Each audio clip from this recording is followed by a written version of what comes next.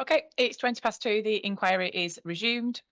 Anything anybody wants to mention before we start examination in chief of Cllr Anna Crabtree? Nope. Okay, excellent. Ms. Nevin, any particular core docs I need to have open, please? Yes, ma'am. Is it more helpful for me to take you through it as we go along or to give you a preview now? It depends how many you're going to bring up.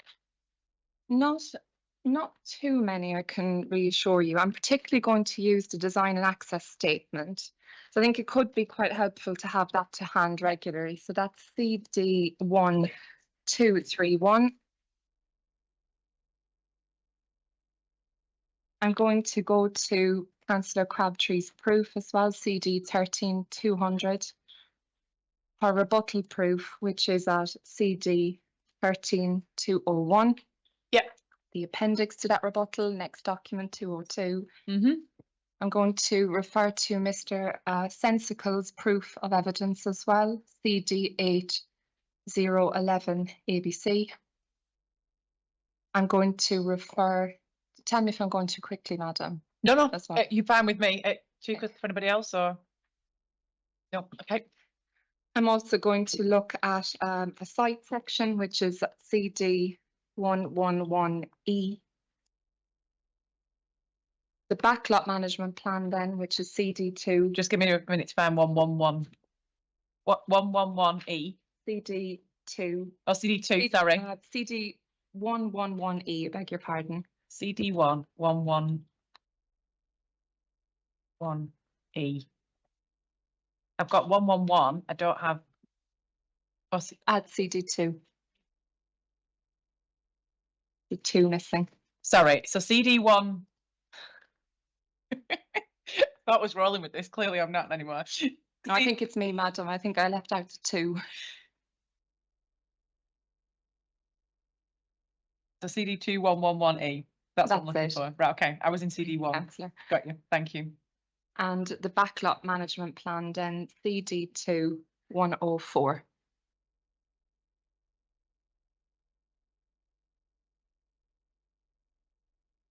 Okay. Got all those up. And madam, just so I know how to manage this as I go along, would you like me to read out the core document number each time I go to it? Or would you like me, particularly if I'm going to the desk quite often, just to take it, you have it? I'm perfectly happy to give the core document number each time as I go along. It's sometimes it's helpful if you do give the core document number, just so that I can note it down in my notes which document you're going to, Okay. rather than me just putting DAS and then trying to find it later on. So, Perfect. thanks. And as other people have mentioned before, we won't be offended if at any point you tell us to move along. We're here to help you. So if there is any point where we're labouring or that you have, we'll move swiftly along. Just don't hesitate to tell us. Thank you. I shall. Are you set up, Councillor Crabtree?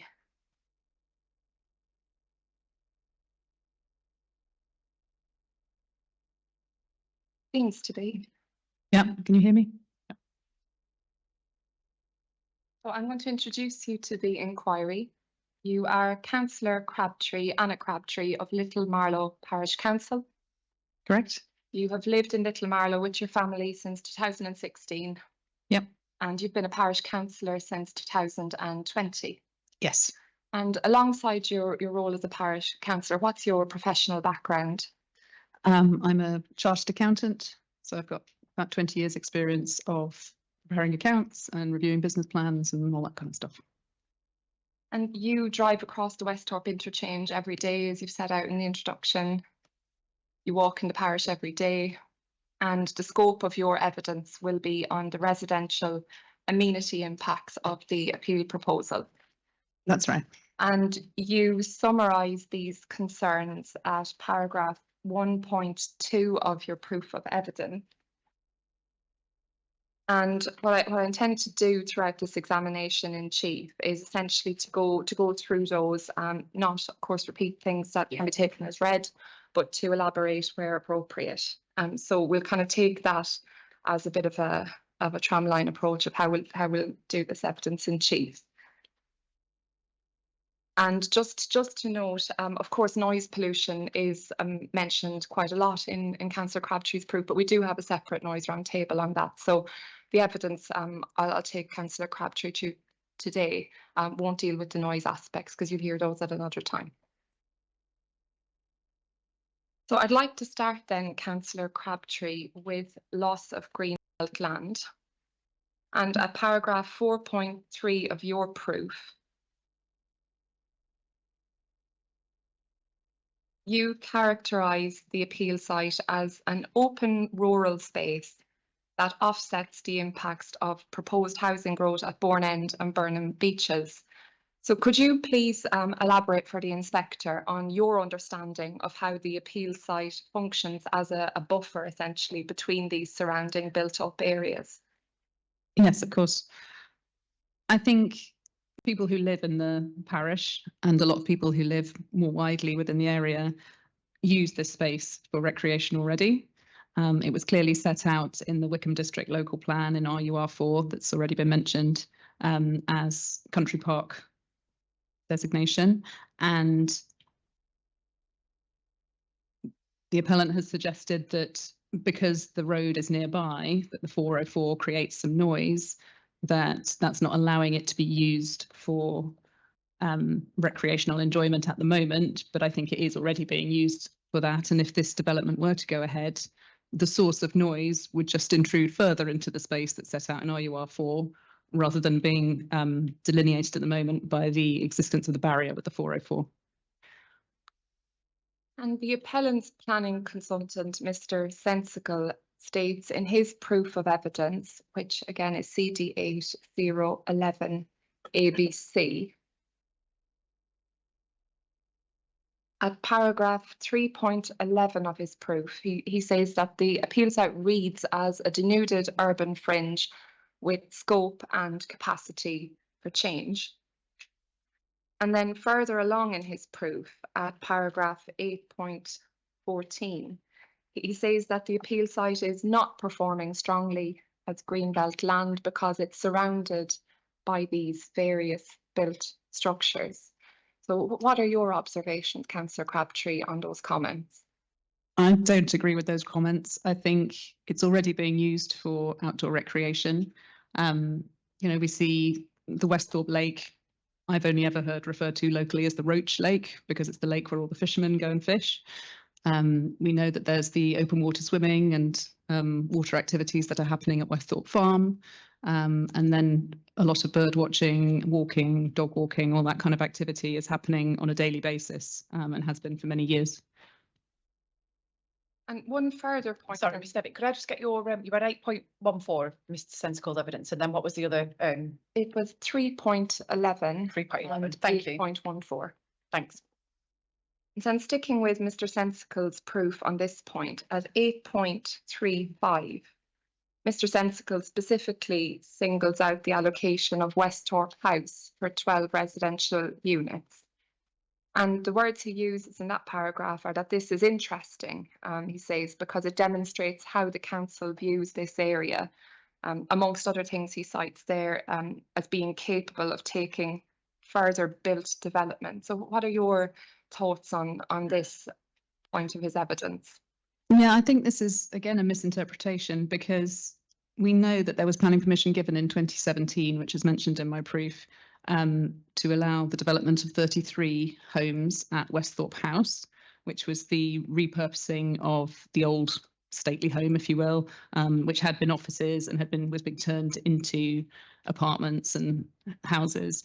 But I believe that was only part completed at the stage when the Wickham local plan was created. So although it mentions having 12 homes there, I don't think there was ever a plan to put 12 new buildings there. It was just about the fact that it was only partially completed with the existing planning that had been granted in 2017.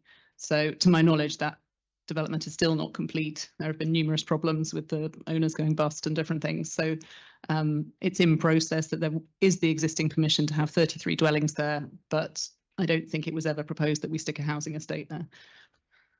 And to what extent? Sorry, one further Yeah. thing that I feel like I should mention here is the fact that Councillor Stuart Wilson mentioned yesterday that in the Wickham District Plan, the country park land was set aside to enable the suitable alternative natural green space to be provided for the housing developments in Bourne End, at Slate Meadows and Hollands Farm.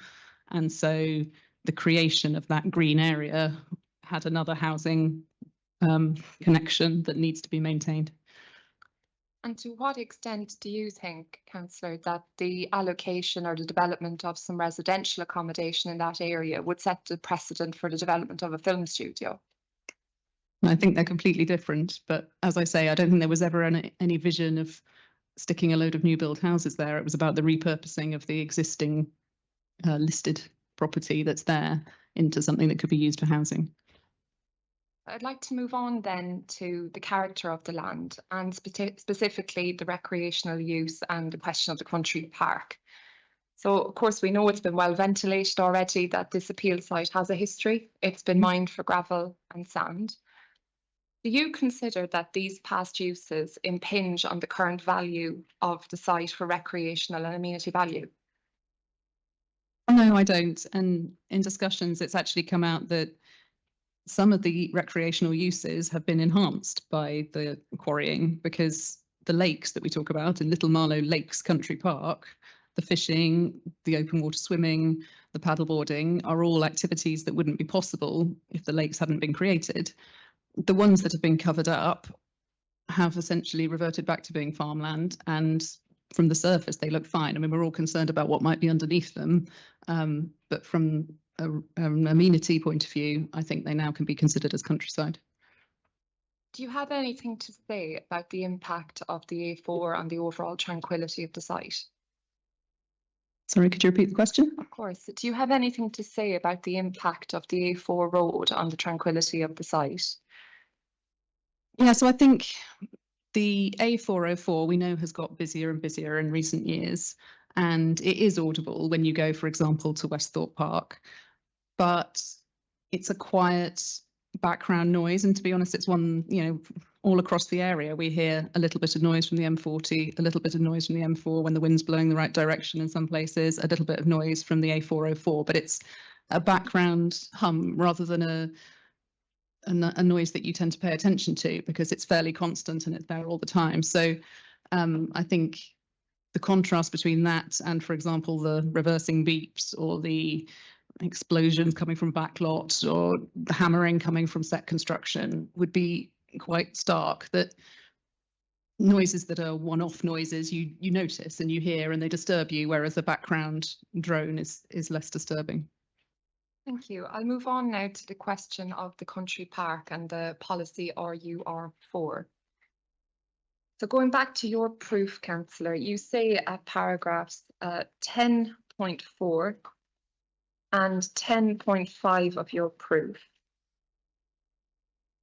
that many residents of Westhorpe Park and Westhorpe House use the green space on plot 4 to walk their dogs for personal exercise. And you say there that if the land were to be closed off at any time, then that would disrupt those routines. And you also mention in those paragraphs the impact of the development on the backlot area and what that would have on residents and their ability to walk there. So if these areas are sometimes closed off for events or backlot filming, how easy would it be in your assessment for the residents at Westhorpe Park House to be able to take regular exercise, get out for a walk with their dogs, etc.? So we're lucky in this area that there are numerous footpaths, and it has been covered in some parts of the evidence that the Thames footpath frequently floods, which limits options for going south from this site. But for the people of Westhorpe House, I think there are definitely routes that you could take that would go up towards the village and maybe towards Spade Oak Lake.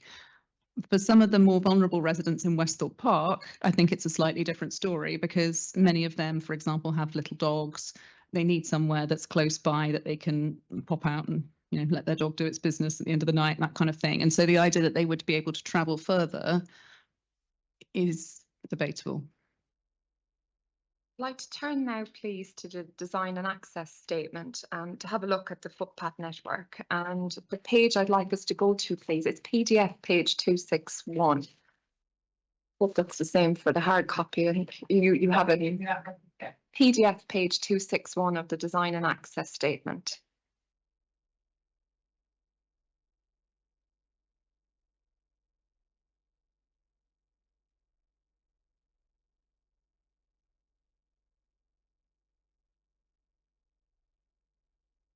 Are you there, councillor?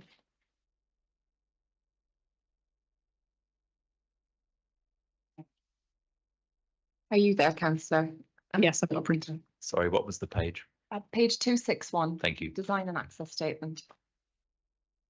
So on this page, we can see there's the existing public right of way running south of plots 1 and 3. There's the permissive path as well to the west of plot 5, and there's an informal path, informal route mapped out in plot 4. And if we keep that open and turn up your proof of evidence at the same time, councillor, it's Appendix D of your evidence, and that's at PDF page 27.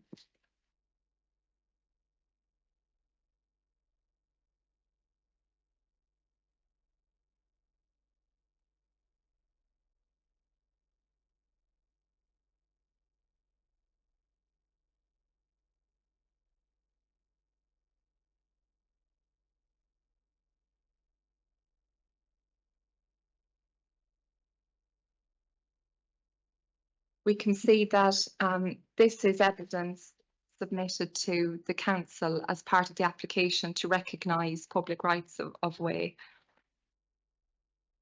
And so if we compare the routes in the page of the design and access statement, we have open 261, and the routes included in your appendix in this formal application, has the appellant, in your view, correctly recorded all of the permissive and informal routes across the appeal site? Yeah, so there's obviously some mismatch between these two diagrams. Plot 4 seems to have what's recorded as walk number 4 on my evidence. The red dotted line going across the top of my picture is vaguely labelled 3, although you can't really tell it from my version. And that corresponds to the existing right-of-way between plots 3 and 4. Although we were trying to highlight when these applications were put in 2021 to the council that that's actually currently in use as a bridleway and has been for many decades. I don't think the appellant has recorded Route 1, which is the yellowy one that goes around the Roach Lake, Westhorpe Lake. So I don't see that on their diagram. And whilst they've got Route 3 coming down the side of plot 5, they haven't got Route 2, which is the one that goes right up close to the 404, which I believe is a permissive path as well. How well used are these permissive paths and informal routes by local residents? I think it depends on which ones you're looking at. Probably Route 2 is least well used because it's very unpleasant walking that close to the A404. The routes around plot 4 are very heavily used. As I said, people going to walk their dogs at the end of the night, popping out in the morning before breakfast, anytime the dog needs to just go out somewhere close by, they're going because they don't really have substantial gardens in Westhorpe Park or the apartments in Westhorpe House. They'll be popping out into plot 4 using the routes 1 and 4 from my map to exercise their dogs. And I think they're used, frequently by dozens of people on a daily basis. And is there any additional information or context you'd like to give the inspector on the application to Buckinghamshire Council for the formal recognition of these paths? No, and I think we gave in all the evidence that was required. We had people prepared to sign to say that they've been using them for more than 20 years. It was all submitted, I believe, I think many people, there was a limit on how many people had to sign to say that they were using them. And I think we easily surpassed that limit. And that was all submitted about 3.5 years ago. But I know that there's a many-year backlog in terms of amending the rights of way in the region. Two concerns that you raised in your proof of evidence are loss of access to the natural environment and loss of existing public rights of way. And of course, this is an area of key difference between you and the appellant. Could you please explain what you mean by loss of access in the context of this appeal proposal and the loss of existing public rights of way. Yeah, so I think the beauty of plot 4 at the moment is it's entirely rewilded. So there are very limited fences around it. As we've seen in my evidence, there's currently makeshift gates into that site that have been created by residents decades ago. And when you cross that area at the moment, as you will see when you come and visit, ma'am, it's completely natural. So you can, there are wild orchids there that flower at certain times of the year. You'll see all sorts of birds. You'll see a great crested grebe on the Roach Lake. It's a very pleasant area to visit, and I definitely think is already serving the purposes of a country park. But the appellant, I noticed in the backlot management plan, there's due to be a 6-metre road through the middle of it. The number of footpaths is reduced. There'll be fencing going up around certain parts of it. I think the entire environment is going to change, and the wildlife that the locals currently enjoy in that area may be largely scared off. Just sticking with this difference between you and the appellant's evidence on this, of course, a key part of the appellant's case is that they will actually be enhancing and expanding footpaths. And maybe a reference for this in the design and access statement can be found at PDF page 264. PDF page 264 of the design and access statement.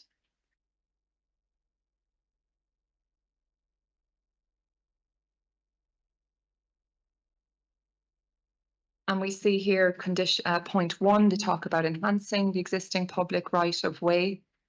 And at point 3 about providing and improving amenity walking routes. So again, Councillor, just to clarify the extent of your dispute with the appellant on there being a loss of footpaths when the appellant says, well, actually, they'll be providing them. Yeah, I think in plot 4, it looks to me like there are far fewer footpaths drawn around point 10 on that page than there are in existence at the moment.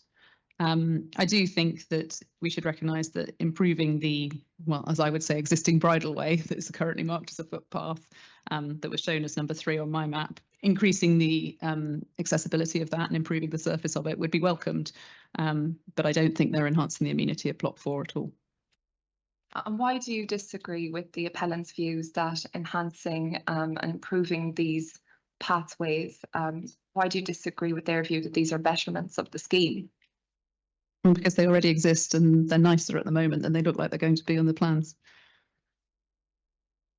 So turning then to the cross section of the site I referred to earlier, and to give that reference again, it's a CD2 11. 11E, CD2 11E. 111E. 111E. Yeah, I'm struggling with that one.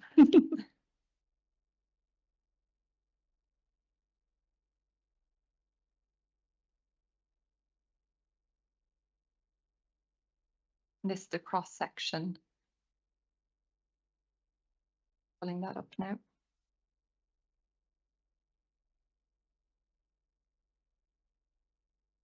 Councillor, could you just help the inspector out with where this cross section is on the site? And maybe you could use page 261 of the design and access statement to help.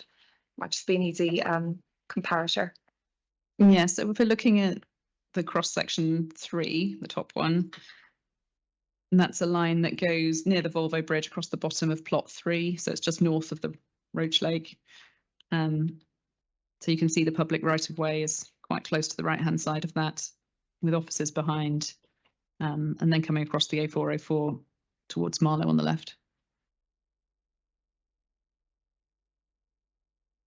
And do you believe that this cross section is an accurate portrayal of how a person walking that footpath would perceive the scale and the built form of the building? Yeah, and this is one of my major concerns about the delivery of the country park, that you can see the public right of way has got some teeny tiny dots just above where it says PROW, which are the people standing in front of the new office buildings. So at the moment, when you walk across that field, and I note that the landscape photos don't show any people standing on that path, they've got each end of it, but nobody in the middle to show you the open vistas that are there at the moment. It will totally change for example, people coming from Marlow by foot, their route into the country park will be completely urbanised in contrast to what it is at the moment.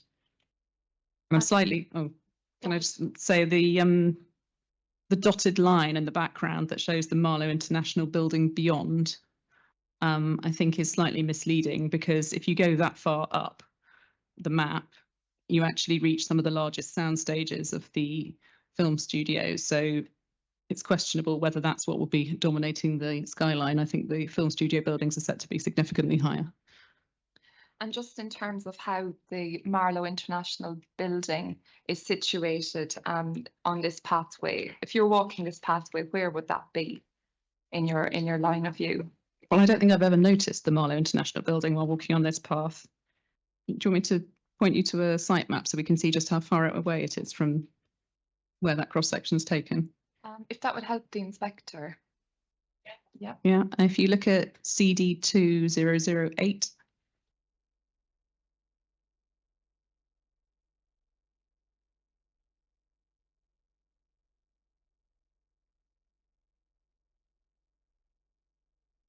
So the cross section is taken sort of down in the far bottom corner of plot 3, but the Marlow International Building is the large, strangely shaped white area to the left of the 404, significantly further up. So if you go across and see how far that is from the footpath, you can see you're getting to the large sound stages in the middle of the film studio. So it seems strange to me that that's on the cross section. Moving on to a different point then. At paragraph 2.4 and 2.5 of your rebuttal proof, the reference for that is CD 13201. CD 13201. And it's paragraphs 2.4 and 2.5. This is where, Councillor, you pick up a point about the appellant claiming it will connect to local active travel networks and provide improvements as part of its active travel connections to Bourne End. Yep. Now, you say, don't you, that the promised cycle track and footpath improvements haven't been delivered, and you say that because there's nothing for the appellant there to connect to. Could you just please maybe give a bit more context and elaborate on that point for the inspector? Yeah, absolutely. So I believe the Section 106 agreement to do with the athletics track was signed in 2013. So it's more than a decade since it was agreed. But the reality is that we haven't seen the delivery of those footpaths or cycle tracks. So it's in Appendix A to my rebuttal proof. There's a very poor quality map, which has been photocopied, where it's very hard to see the letters. But it shows that if you really squint at it, it's quite close to the end, maybe page 7. Yeah. It's a difficult orientation again, but you can see Westhorpe Park down at the bottom. So that gives you an idea of where we are relative to the film studio. A and B and C are marked going down Westhorpe Farm Lane. And then the dotty line that you can see across the middle has got B at one end and J at the other end, near where it says Little Marlow, which are very hard to read. So it says that there's a cycleway going from B to J, which there isn't, although people are cycling on the mud.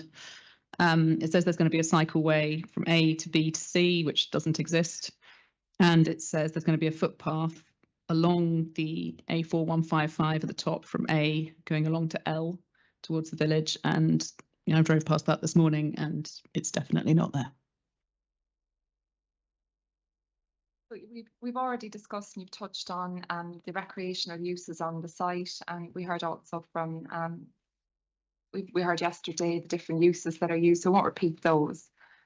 But based on what you've just discussed now about the existing footpaths and the recreational uses, how well, in your view, is the appeal site fulfilling the function of the local plan's vision for the country park?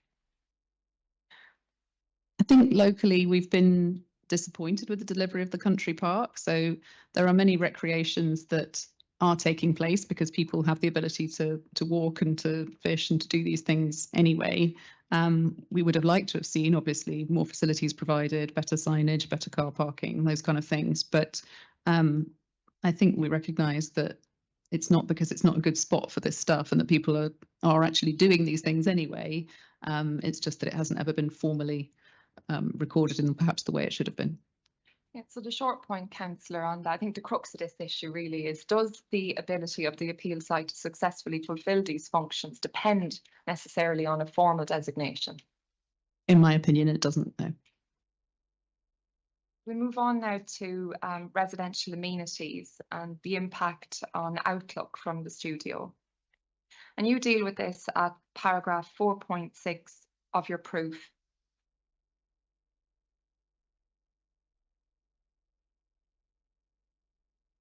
And this is where you mentioned that some of the residents will only be 24 metres away from the closest building of the film studio.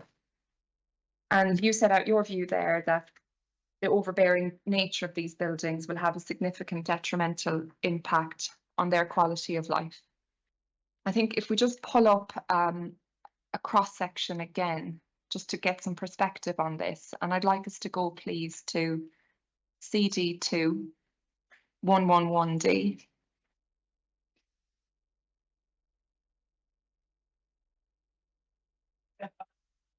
No, it was E we had opened. This is 111D.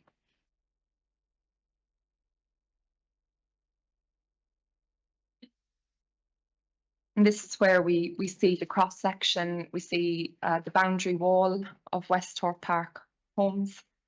We see the 24-metre distance then between that and the workshop office type 6 building. And we can see that the ridge height on that building is 12, if we squint, 12.45 metres. So if we could keep a thumb in that and then just go back to our design and access statement. Page 202, please.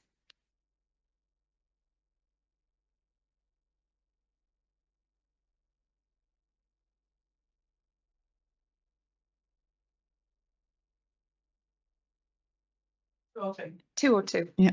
Design and access statement. And this is where we get a better view of what's envisaged for that workshop and office type 6, which is the building we can see closest to the residents of Westhorpe Park homes there. That's that 24-metre gap.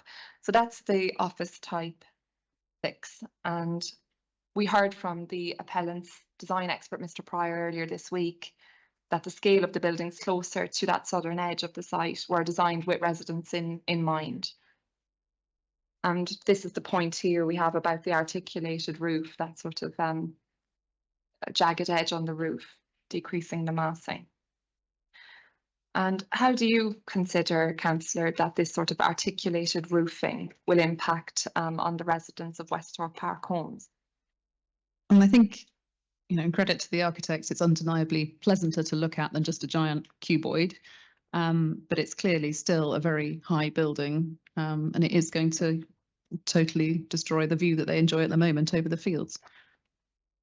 And how high do you know are the homes in Westhorpe Park homes approximately? I don't know, but they're all single-storey prefabricated buildings, so they're not very high at all. And how high is the garden wall? I believe it's about 3 metres high because it's the old kitchen garden wall from Westhorpe House.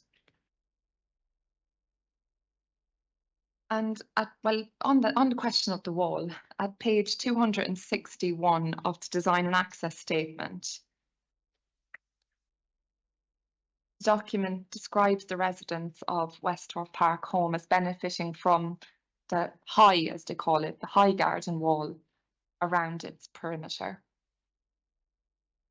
And so my question is, do you agree with that description of the wall as a high garden wall and that the residents benefit from that? So we're at 261. paragraph.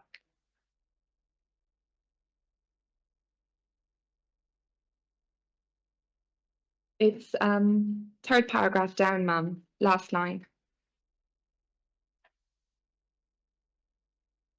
Yeah, I think that's a reasonably fair description. It's a high brick wall as you'd find around a traditional kitchen garden. And if we look then at some of the mitigation planting that's envisaged for this area, and That's again the CD 111D document that we had open just now. Down at the bottom, we see the darker coloured tree being the existing trees, and the lighter coloured trees are the proposed trees. What are your views on how effective that mitigation planting will be for the residents of Westthorpe Park homes? I think it really depends on how well the trees do. I mean, as you would plant trees, they're not going to be high enough to obscure a building that size initially. But if they grow in time, then perhaps in the future they might be. Well, maybe we could look at a reference just to do that comparator of how well trees establish. And we could do a compare and contrast then at page 292 of the Design and Access Statement and 275 as well. If we look between those two, it gives an idea of how well trees establish and the time it takes.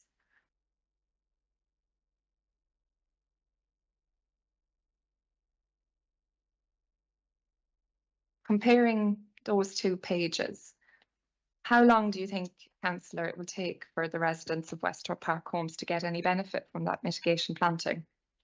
Okay, so I'm looking at page 275, which has got the wall that we just discussed, and some trees that are proposed, and then the building to the far right. And then what was the other page reference? The other reference was page 292, where we see diagrams of anticipated tree growth. Okay, yeah, so on 275, I think it appears, given the height of the workshop buildings, which I think are about 12 metres high. 12.45. 12.45 metres, yes, that's taken from the cross section. It looks to me like that tree needs to be about 10 metres high. So on page 292, I think it's indicating that would take about 15 years for trees to reach that kind of height to provide screening. Well, how helpful will that be to the residents? Well, initially I'd say not very helpful at all, and then it's a question of whether they're prepared to wait 15 years before they can't see it anymore. We move on then to light pollution.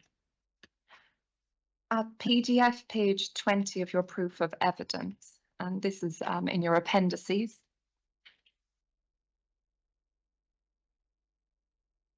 Sorry, what was the reference for that? It's page. Appendix A, is it? It's appendix. I think I have it down as PDF page 20.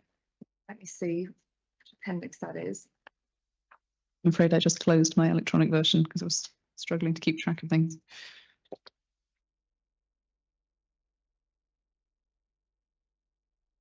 I'll get you the hard version now. 1 second, bear with me. Erase your, try and find the electronic. Page 2, thank you.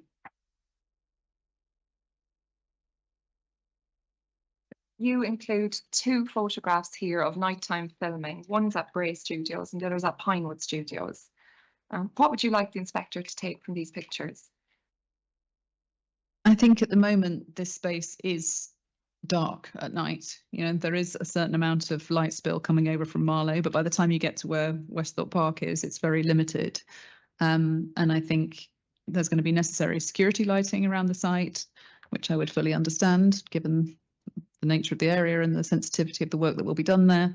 And when you get to potential backlot filming in plot 5, I think it's going to be very disruptive to locals and to the wildlife that they enjoy in the area.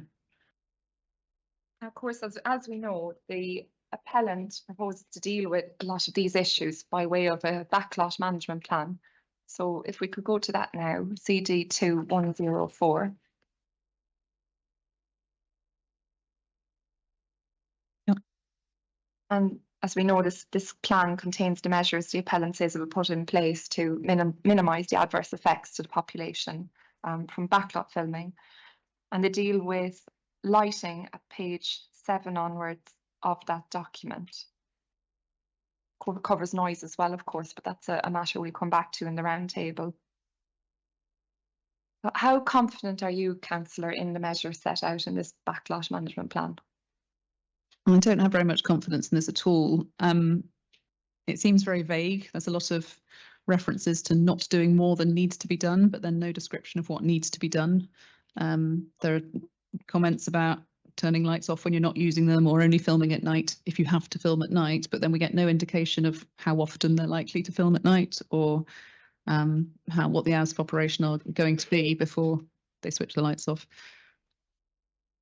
Do you have any views on how helpful a kind of more high level plan such as this is as compared to plans that are specifically tailored to a given production, a given film or HGTV production?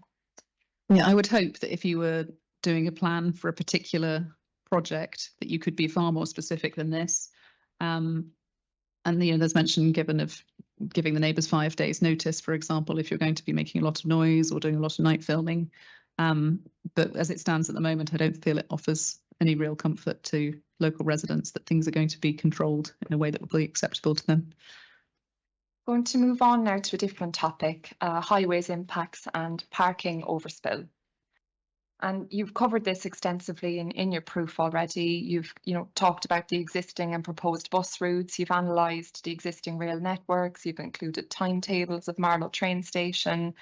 And you give out your reasons for why you say the appellant's aspirational 60-40 modal split isn't achievable. So I think unless the inspector has any particular questions, I think a lot of this we can probably take as read. It's quite clearly set out, but I do just have a few points I'd like to pick up. And just to start then with the internal access route that would be in the shared use of residents and those using the film studio. And a reference I'd like to go for this, I think this isn't one I've announced actually, is CD 8004E.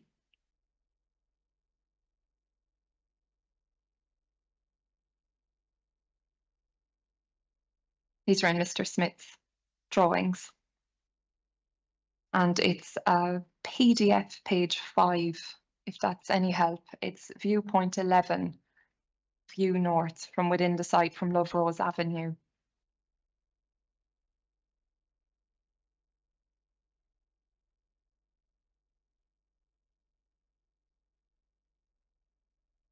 Yep. Are you there, ma'am?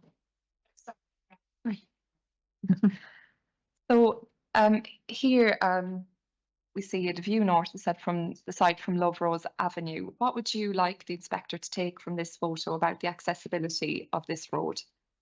Yeah, so this shows, if you stand at what I think of as the Westhorpe triangle between the entrances to Westhorpe Park and Westhorpe House. Here you're standing at the tip of the triangle looking up through the centre of the film studio site. So at the moment it shows the driveway going off into the distance ahead of you, but that will be the heart of the film studio. So I think the plans show that road will be widened slightly, but then on either side you're going to be looking at warehouse type buildings up to 22 metres high.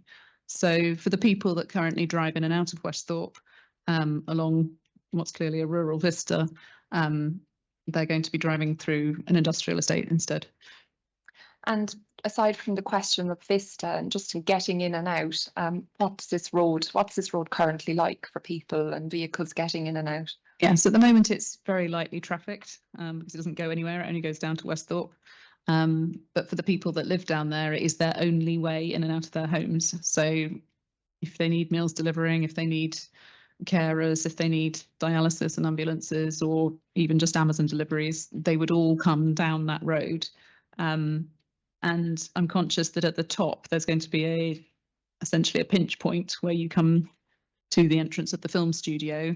Anyone who's arriving at the film studio, we know there's a high turnover of people who work on studio projects. It's unlikely to be a constant workforce who are all familiar with the setup and all familiar with whether they've got the right pass and which car park they go to and all that kind of thing. Anyone who has queries about that kind of stuff is going to be stuck at this pinch point at the top of the studio up near the 4155.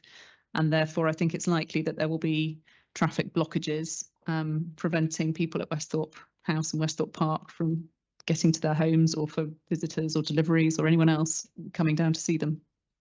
You picked up slightly on that question of filtering people through. I think it'd be worth just dwelling on that point a little bit more. What are your thoughts on the appellant's proposals in terms of how they're going to filter security, and vehicle going through security, but then allow access to residents and others who don't need to pass through. How do you think that's going to work in practice? I really couldn't say about the precise details of it, but I think it's highly concerning when you're talking about thousands of people coming to work each day and knowing, as I say, the transient nature of people who tend to work on film projects, traveling around the country, going to different sites. I don't see a space on the plans for where there can be an easily accommodated significant number of people all arriving, needing to know where they're working that day. And I don't see how they can avoid that causing problems out onto the main road or through the security check-in. So we go back to Mr. Sensical proof, please, at paragraph 8.24.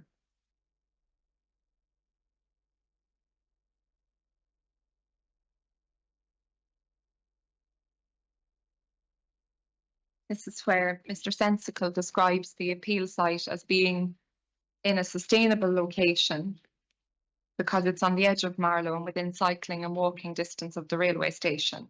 Do you agree with that assessment of the sustainability of the site? Paragraph 8.24, and that's Mr. Sensical's proof.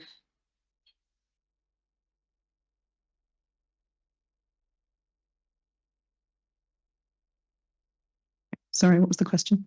Question was, Mr. Sensical here has described the appeal site as being in a sustainable location because he talks about it being on the edge of Marlow and within cycling and walking distance of the railway station. And I just wanted to ask you, did you agree with that assessment of the site sustainability? It's a funny one because it looks on paper like it should be sustainable, is my instinct. But living in the area and knowing what the roads are like, I don't really consider it to be sustainable. So I think we should recognise there are 3 routes that you can take from Marlow train station, for example, or the centre of Marlow to get to the site. You can either go south down near the river and come up from what's sometimes referred to as the Fieldhouse Lane link. You could come across what's currently the footbridge over the Volvo Bridge across the middle of the 404, or you could go around the top by the Westhorpe interchange. So the Westhorpe interchange is really noisy and really, to my mind, dangerous. I would never take my children cycling across there, for example, because it's scary. At the moment, the Volvo Bridge is a footbridge. So I've done it. I've carried children's bikes over the Volvo footbridge, and they're heavier than adult bikes, I discovered. But there's quite a lot of steps up and down, and the kids don't really like it because it's still quite noisy and unpleasant. And at the moment, although there is the proposed modification to the Volvo Bridge that's had a planning application submitted, I believe that the appellant doesn't actually own the land that would be required for that, and it would be quite a long ramp on both sides, so it would add about 400 metres to the journey just to go up and down each side of the ramp. And then the final link that would go down to the station would be the southern route, goes down by some of the lakes along what is a rural path that I certainly wouldn't want to walk after dark, for example, as a woman on my own.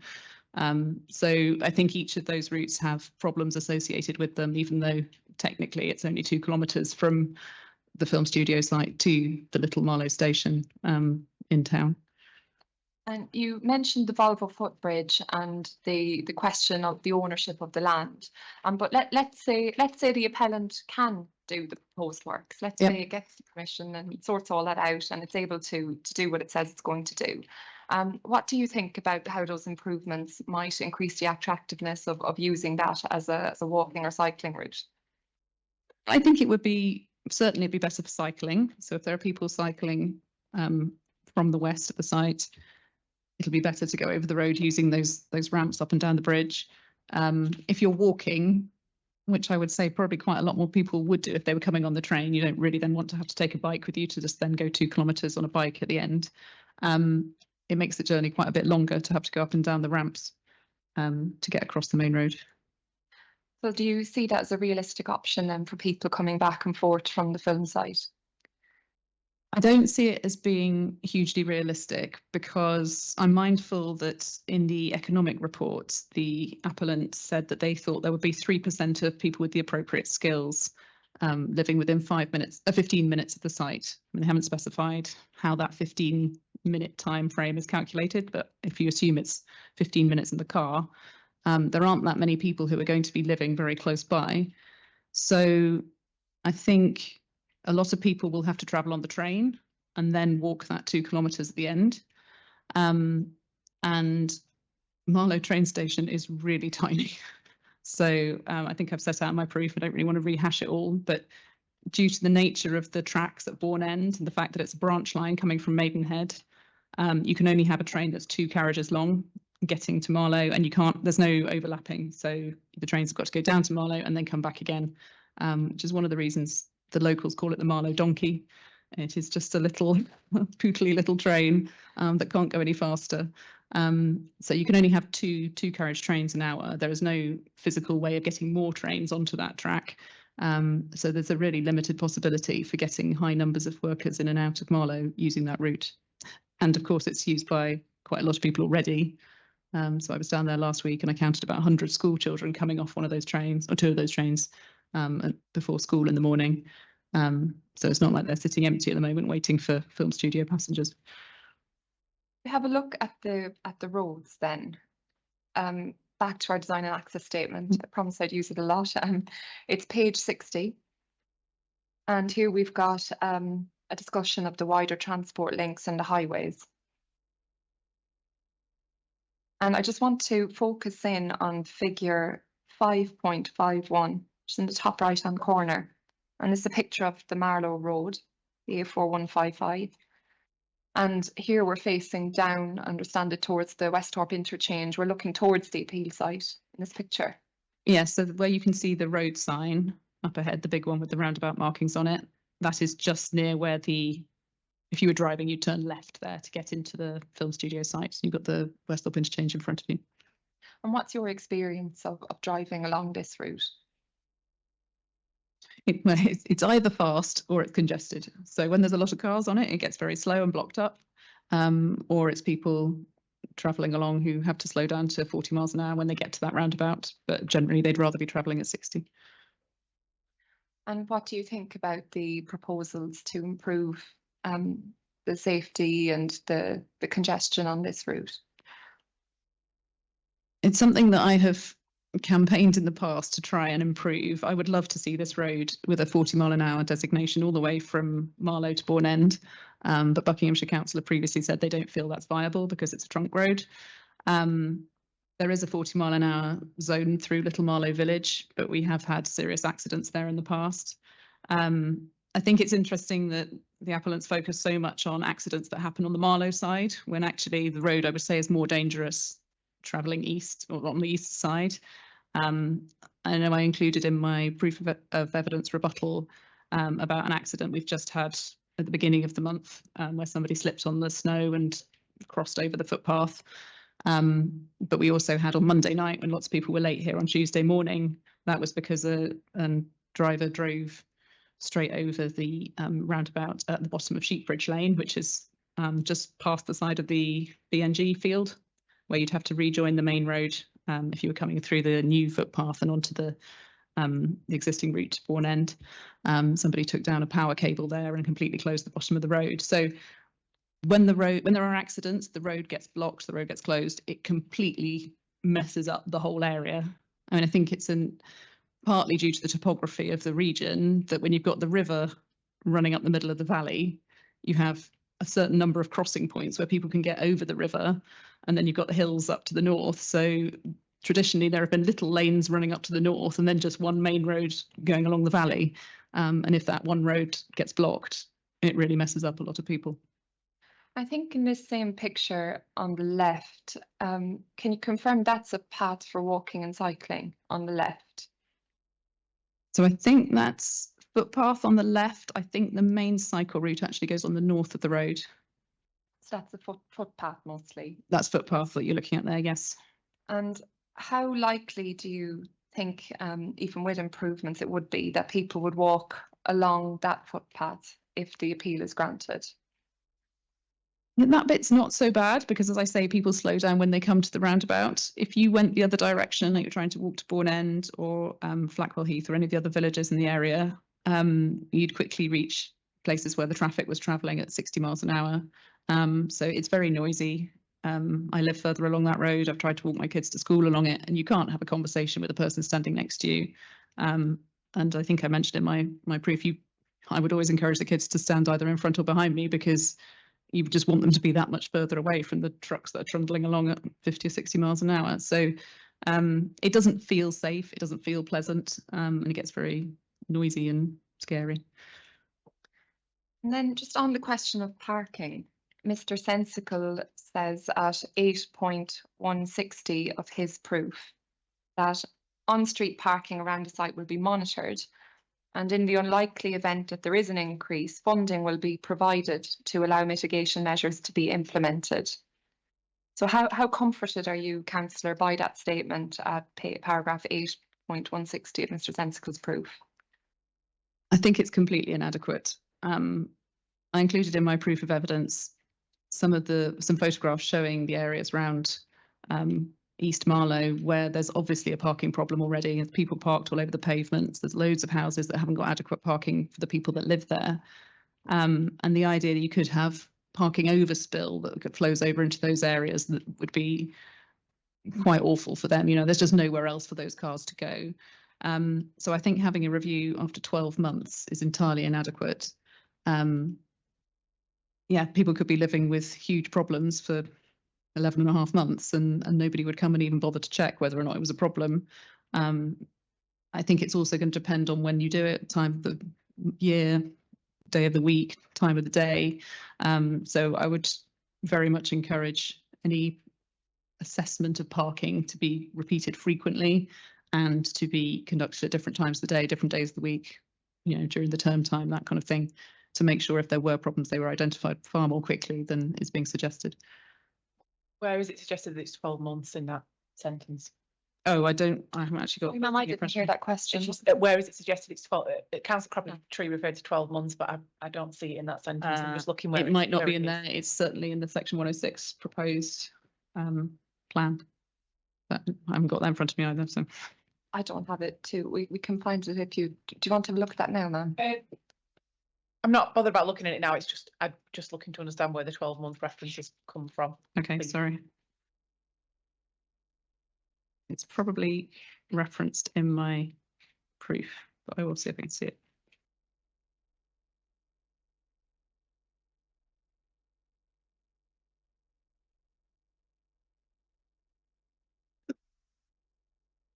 I think it's in the supplementary transport assessment, which is CD2 85B.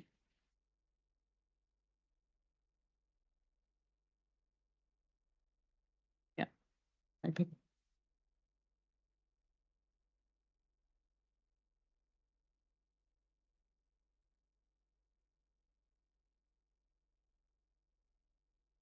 I've got it down as 717.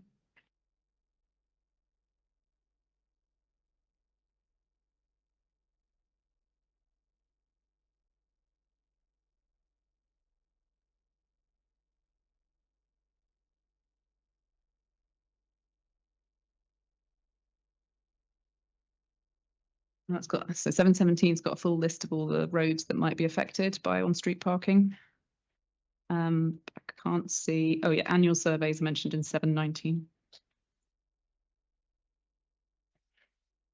My last question on transport, Councillor, was you in your rebuttal proof of evidence, BD 13201, at page 6 of your rebuttal proof, and that's the table under paragraph 4.3, table 1 under paragraph 4.3. Yeah. You compare figures produced by the appellant in 2022 for the gross direct FTEs that would be generated by the site. And the 2022 figure is 1,780 to 2,415. And in your rebuttal there, you point out that in Miss Evans' evidence, this has now evolved to become 2,060 to 4,160. So what conclusions then would you invite the inspector to draw from this increase and how accurately the parking requirements were captured in the design of this scheme? Yeah, I was concerned about parking with the original economic assessments and the number of people that were supposed to be working on the site, as I put forward in my original proof. But when I saw the revised workforce numbers, as suggested in the evidence from Ms Evans, I was quite shocked, to be honest, because the numbers that I'm looking at suggest to me that there's a parking shortfall of over 2,000 spaces, which actually coincides quite neatly with what I put in my original proof of evidence about Pinewood needing to have twice as many parking spaces as this scheme has got. So I'm concerned that the current calculations and the provision for parking on site are woefully inadequate, and I don't see any potential space within the existing site for a further car park. So I don't know how the appellant would go about solving that problem, and I'm worried that it will just spill out into being a problem for the residents. Moving towards the final few topics now, pollution.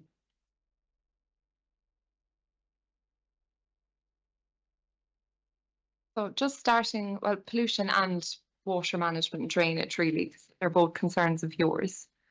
So first question on this, what are your concerns, Councillor, about the impact of the development on the site's ability to effectively drain itself and prevent flooding risks? Yeah, well, we've seen that it's within floodplain, and we know that there are flood issues. Ghost again. We know that there are flood issues in the region generally. So we've had flooding in the past upstream in Marlow and across the Thames Path and places like that where we see it on a regular basis. I think one of the purposes that the land is serving at the moment is it acts like a sponge. It soaks up water when it rains very hard. And when we see problems with Thames water and their ability to process what's coming in to the sewage treatment works, it's usually driven by storm water. So at the moment, the site is absorbing a significant amount of water. I have concerns about whether or not Thames water are capable of dealing with additional sewage coming from a new industrial site. And we've seen this month again that we've had discharges from Little Marlow sewage treatment works into the River Thames just on the 5th and 6th of January. So it's a present live issue. Well, on the sewage issue, now at paragraph 8.6 of your proof, you do refer to the Thames Water consultation response of April 2023. And the suggestion there in that consultation response that a condition could be attached, essentially, to ensure that development doesn't outpace the delivery of essential infrastructure. So, I mean, position at the moment is this can all be dealt with by way of a condition. But my question for you is, how confident are you? And I know you've been involved in discussions and you have evidence in your proof from liaison groups, etc. How confident are you in Thames Water's ability to cope with this?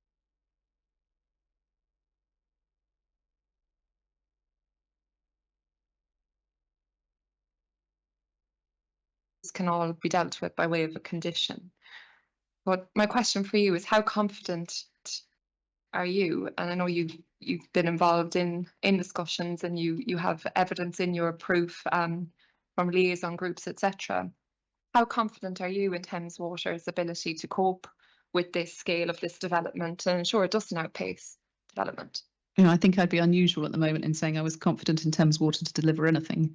But given the housing allocations that are also coming online quite soon, for example, around Bourne End, which I think also feed into the sewage treatment works in Little Marlow, and the problems that Councillor Collingwood mentioned yesterday, where they've had to use tankers on a regular basis over the last year or two to pump water from Marlow over into Little Marlow.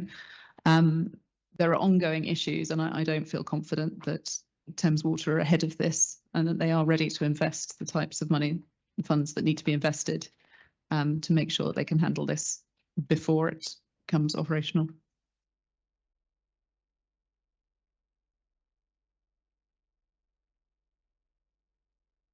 Just for, we won't take time on it now, but just for the inspector's reference, and there's a reference in your proof, and then there's an attachment in the appendices from the Little Marlow Sewage Treatment Works Liaison Committee agenda, and there's a comment from a member of Thames Water there expressing concerns about the ability of the infrastructure to handle the film studio. So just maybe for your reference, ma'am, you can take a look at that. That's in the appendices to Councillor Crabtree's proof of evidence. Yeah, whereabouts in that? Yeah, it Yeah. is, but I found it and highlighted it. It's the middle section of what they call page 8. Okay. So I might just leave that to you, for you to read, ma'am, and it's no point taking time over it now. And then final question on pollution. Does the increase in the employment numbers from the original figures of 2022 have any impact or bearing on your concerns on the ability to manage pollution on site? I don't have the technical expertise to be able to weigh in on that, but I can't see that it can be better to have more people on site when we're already concerned. So final section of your evidence to deal with now is, we've looked obviously extensively so far at the harms that you're concerned about. And then just to wrap it up, of course, the appellant is proposing a number of benefits. So I'd just like to deal with that now. There is a list of benefits in Mr. Sensicle's evidence. There's a list there, a paragraph 8.1 of the benefits he says will come forward from this scheme. And we've already dealt in your evidence. We've got your views over the last hour on open space and provision of footpaths, and your views on the extent to which these would be a benefit or not. We've also touched on your views on the highways and the betterments proposed there, Balbo Bridge, etc. So we won't go back over those. Inspector has your views on those. But I'd like then just to look at the proposed benefit of the new buildings, and particularly the community building. So the community building is, I get the reference.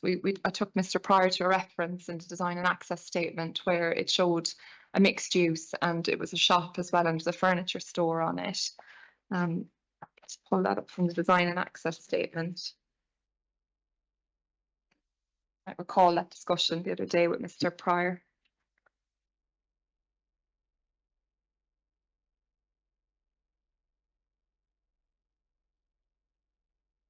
Community building is at page 220 of the design and access statement.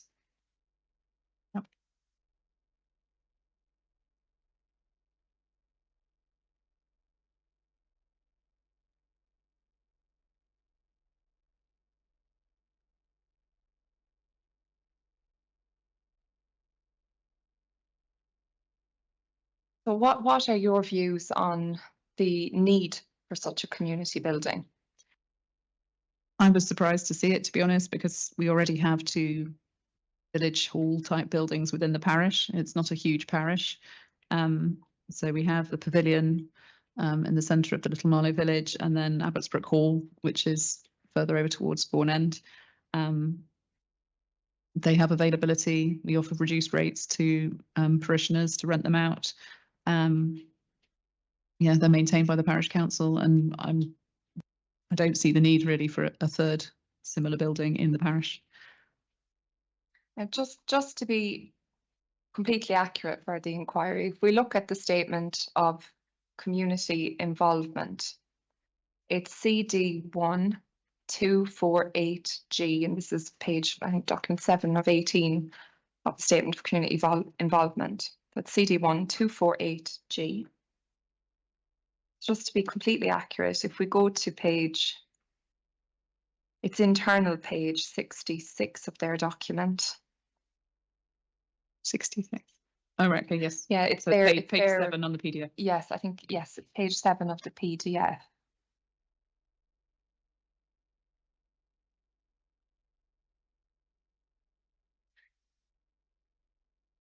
we can see in the second paragraph, it does say here that when various options were discussed with the residents of Westthorpe Park Homes for what they might like to see, it does reference the fact that the third most chosen option was a community meeting room, club, cafe, and it mentions a request for, other comments made were requests for provisions of lighting and the provisions of a shop in terms of the options here. So is there any further light you can shed on that in terms of the need that you understand to exist as in your role as a councillor for this type of shop? Yeah, well, certainly nobody has come to the Okay. parish council and said, we feel like there should be another community building. I think it's interesting to see that somebody suggested that electricity to the Westthorpe Park homes could be included. And looking at the details on here, it seems that about half of the residents filled in this form. The impression is very much given that the community liaison was a lovely, warm and welcoming event that all the Westthorpe Park residents wanted to be included in. Knowing some of the people that did participate in it, I suspect they were perhaps trying to go out to get what they could. They thought this was going to be imposed on them. It was a question of, well, I'm going to tick lots of these boxes because if they're going to do this to us, I'm going to make sure I demand something in return. Certainly we haven't had any requests to the parish council generally saying that this is something that they feel they want or that the parish wants to pay for, because obviously if something's maintained by the parish, then it's taxpayers' money that run it and maintain it and all that kind of thing. So yeah, it's not something that's been raised with the parish. Well, just on that point, and my last question for you of where exactly the book is going to stop for the management of this building. Can we look please at page 151 of the design and access statement?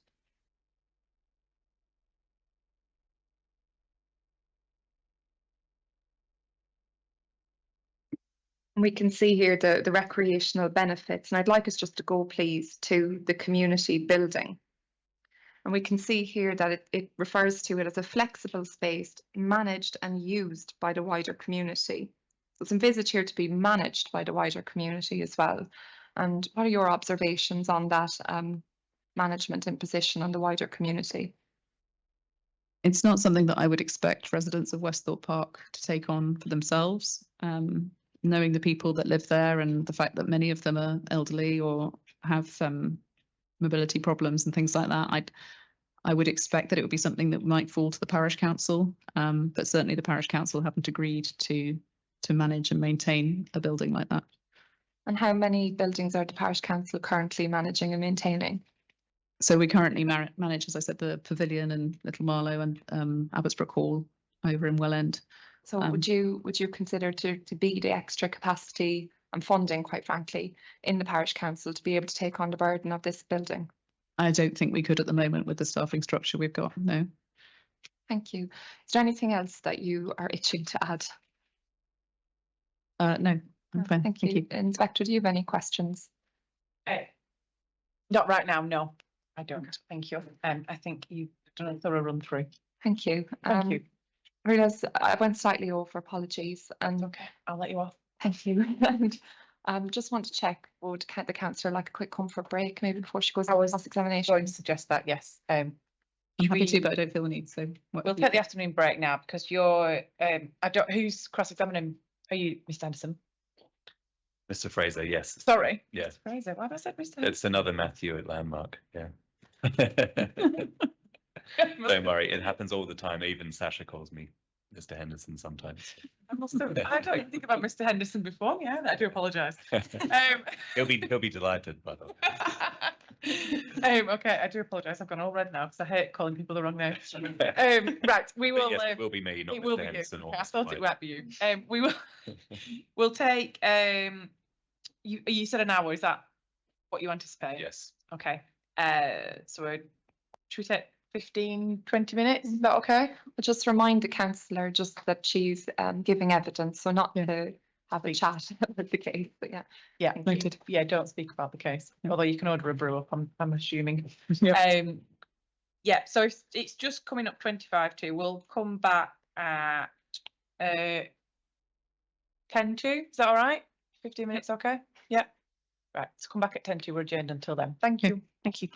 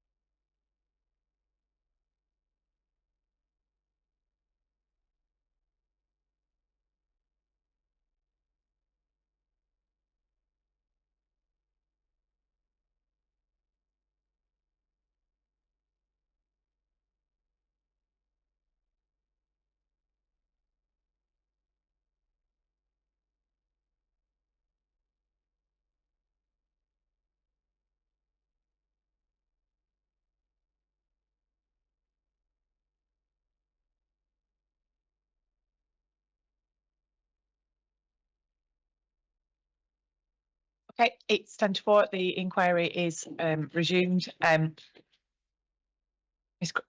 Councillor Crabtree, sorry, are you ready for cross-examination? Yes, that's fine. Thank you. Mr. Fraser, Thank you, madam. any core docs that I need to have up aside from what I've already got open? Yes, I've got a list of 12. You may have some of them open already. I'll just go through them in numerical order. CD 2111D, which is the section that my learned friend took, Miss Crabtree 2. Yep. CD 3.2, the committee report. CD 7.4, the landscape statement of common ground.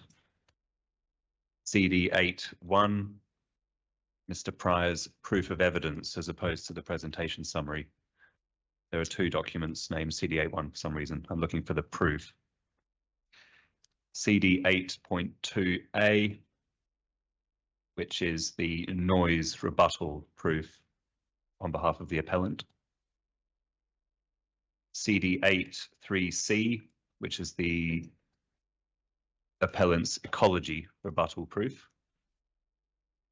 CD 8.10, which is the appellant's highways proof. CD 8.10A, which is the appellant's highways rebuttal. CD 8.11, which is the appellant's planning proof and appendices. CD 9.7B, which is the council's landscape rebuttal proof.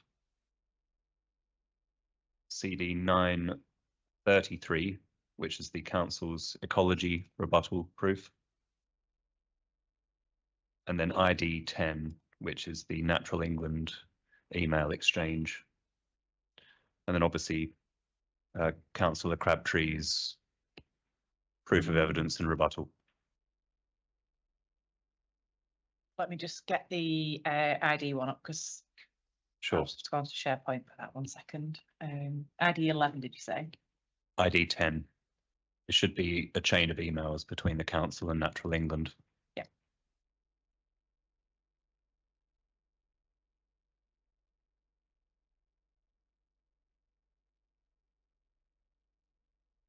That's not loading for me. All I've got is it just says, for the best experience, open this PDF portfolio in Adobe Acrobat. Okay.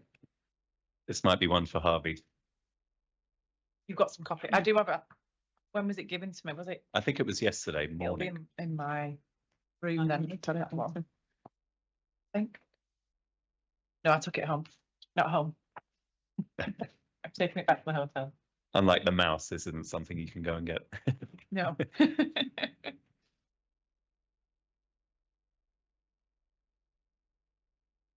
He heard his name and he's appeared. And the email exchange. Thank you. Thank you very much. Can you make sure it's on there? Thanks. Thank you very much, Mr. Bird.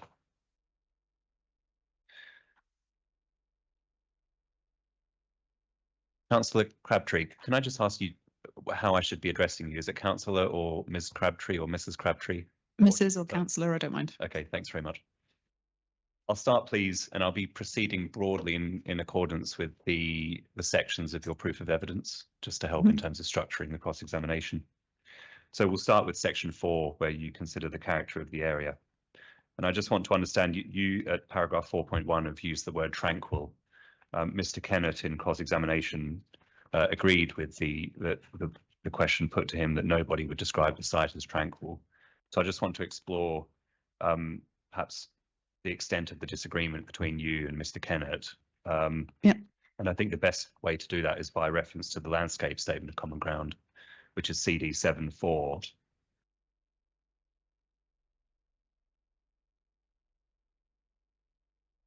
Specifically paragraph 6. Are you familiar with this document?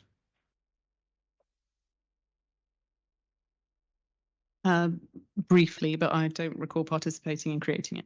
No. I'm not suggesting that you signed up to it, but you're aware that a statement of common ground was agreed between the council and the appellant on landscape matters, I assume. Yes, but like I say, I don't think the Rule 6 party agreed to it. No, that's fair. In relation to paragraph 6, do you want to just take a brief moment to read it? Just want to understand if there's anything in that paragraph that you disagree with.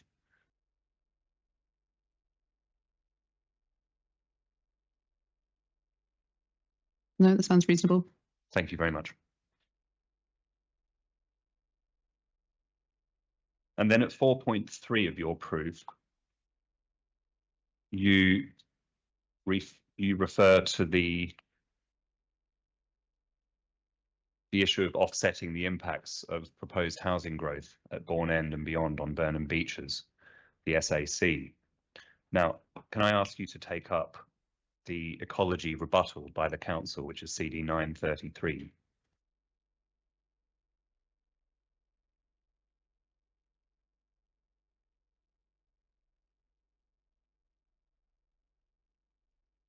Again, just to be fair to you, I just want to make sure that you're familiar with this document.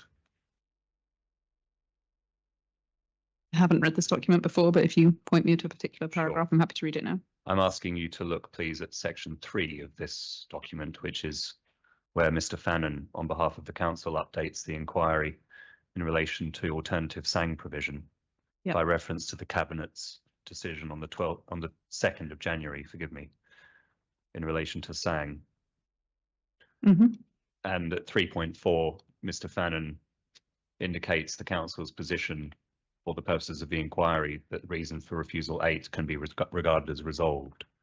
So I don't agree with that. You don't agree with that? No, I've received an email via the parish council today that the call-in that Councillor Stuart Wilson referred to yesterday is now being processed, that there will be consultation with Little Marlow Parish Council, which there wasn't previously, and therefore I don't believe the Cabinet decision stands at the present time.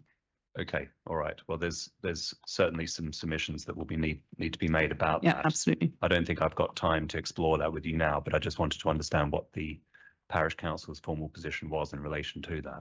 Yeah, we weren't consulted before the Cabinet decision was taken, so that's one of the reasons it's been called in. Thank you. Can I please ask whether next in relation to it's something else that you've said in the same paragraph, 4.3. You say in the penultimate sentence that the site forms a crucial part of the vistas from both the south looking across to the Chilterns National Landscape from Winter Hill and from the north looking from the Chilterns into the Thames Valley. Can I understand, please, do you also accept that Marlow, the town of Marlow, forms a crucial part of those vistas? I'm not sure how you define crucial in that sense. I mean, it's obviously there in the background. I think It's your word and your evidence. I just wanted to understand if you also apply that to Marlow, the town. I think the views that you see from the north and from the south obviously contain Marlow, but the bit that most people are looking at when they're looking out across the valley is that they're admiring the hills and the trees and the fields rather than the fact that they're admiring the development in Marlow. So do you agree or disagree that Marlow forms a crucial part of the vistas?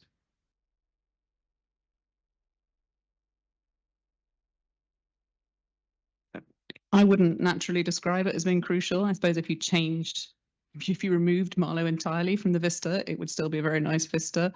But the way it exists at the moment, it is obviously part of what is there, and I'm not suggesting that Marlow shouldn't be there. So perhaps crucial. Make sure you give it a yes or a no and then qualify it afterwards. It's more helpful. Okay, to well, I'd me. probably say no, I don't think it's crucial.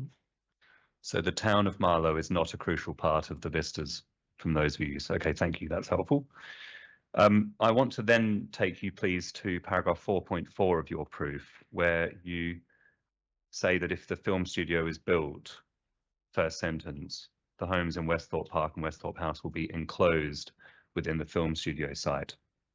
Can you take up, please, CD 8.1, which is Mr. Pryor's proof of evidence at page 118?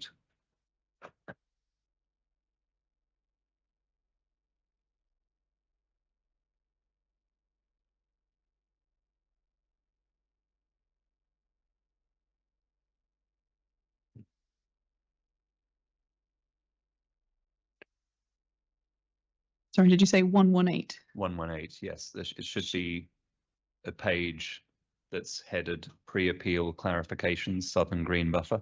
I'm not sure if I'm in the right place. It's showing it's only got 106 pages. So I think you're, do you remember Oh. when I introduced this document, I said there are two CD 8.1s. right. One of them is the presentation summary, which is probably what you're in. The document I'm looking for is the proof of evidence. Yep.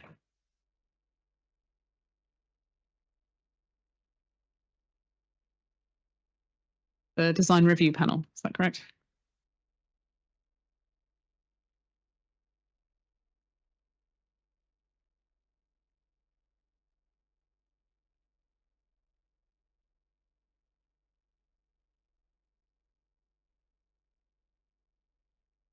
Yeah, I think I've got the right place now. It's just, yes. Pre-appeal clarifications. Thank you. Yep. And I just want to understand this usage of the word enclosed in your evidence. Looking at Westhorpe Park Homes and Westhorpe House here by reference to the appeal scheme, we see that the woodland to the south of Westhorpe Park Homes is retained. To the west, the woodland is retained and augmented with further planting. There's also the new area of recreational space. The trees are retained to the north of Westhorpe House. And there is, by our count, about 95 metres of length of the Park Homes boundary on the north, which has an existing 3-metre high wall and a further 32-metre standoff, including a new landscape buffer. So certainly from the appellant's perspective, it wouldn't be fair to characterise that as saying that Westhorpe Park Homes and Westhorpe House are enclosed by the appeal scheme. In light of this image and those aspects, do you maintain your position that it's enclosed by the appeal scheme? Absolutely, I do. If I could refer you to one of the maps that we were looking at earlier, Sure. such as the design and access statement on page 261.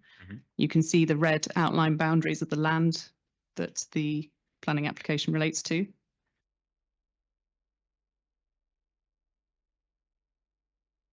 261. It's getting there. Yes. So that shows that there's a strip of land running down behind Thimble House on the eastern side of Westhorpe Park, which is part of the appeal site.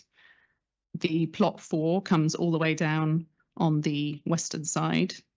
And as we know, there's water along the Westhorpe watercourse that goes along the southern side. So I think it's quite clear in the paragraph you're referring to of my evidence that I'm referring to access in and out of the site. The residents obviously can't be expected to leave the site across the water. I see. So it's specifically about access, is it, rather than built form enclosing the appeal? That's a fair way of putting it. Yeah, it doesn't mention built form. It's about access, and it's understood. about the land ownership, which will be all around Understood. them on 3 sides. So as a matter of built form, it's I think we're in agreement that the appeal scheme doesn't enclose Westhorpe Park Homes, but from a perspective of access, the way to get to the Westhorpe Park Homes is via. Yeah, from the perspective of the appeal scheme. residents, they will feel surrounded because they will but know you that do say, therefore, that it's not by built form, Okay, but I fair. think they will Go on. feel that the land around them is controlled by the people who are imposing this built form on them to the north and the changes to the west. So if we can then turn to this question of blocking, there's then a concern at 4.4 about access being blocked and delays to those that seeking to use the access road for the purposes of accessing their residence. Can we tackle this by reference to the proof of evidence of Mr. Dix on behalf of the appellant, and that's at CD 810.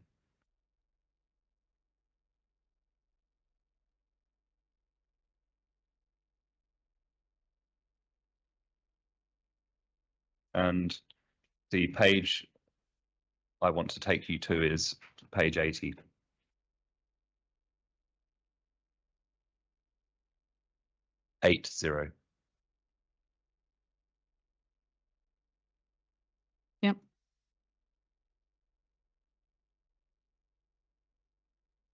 Sorry. Yes, page 80. Yep. It's electronic 81.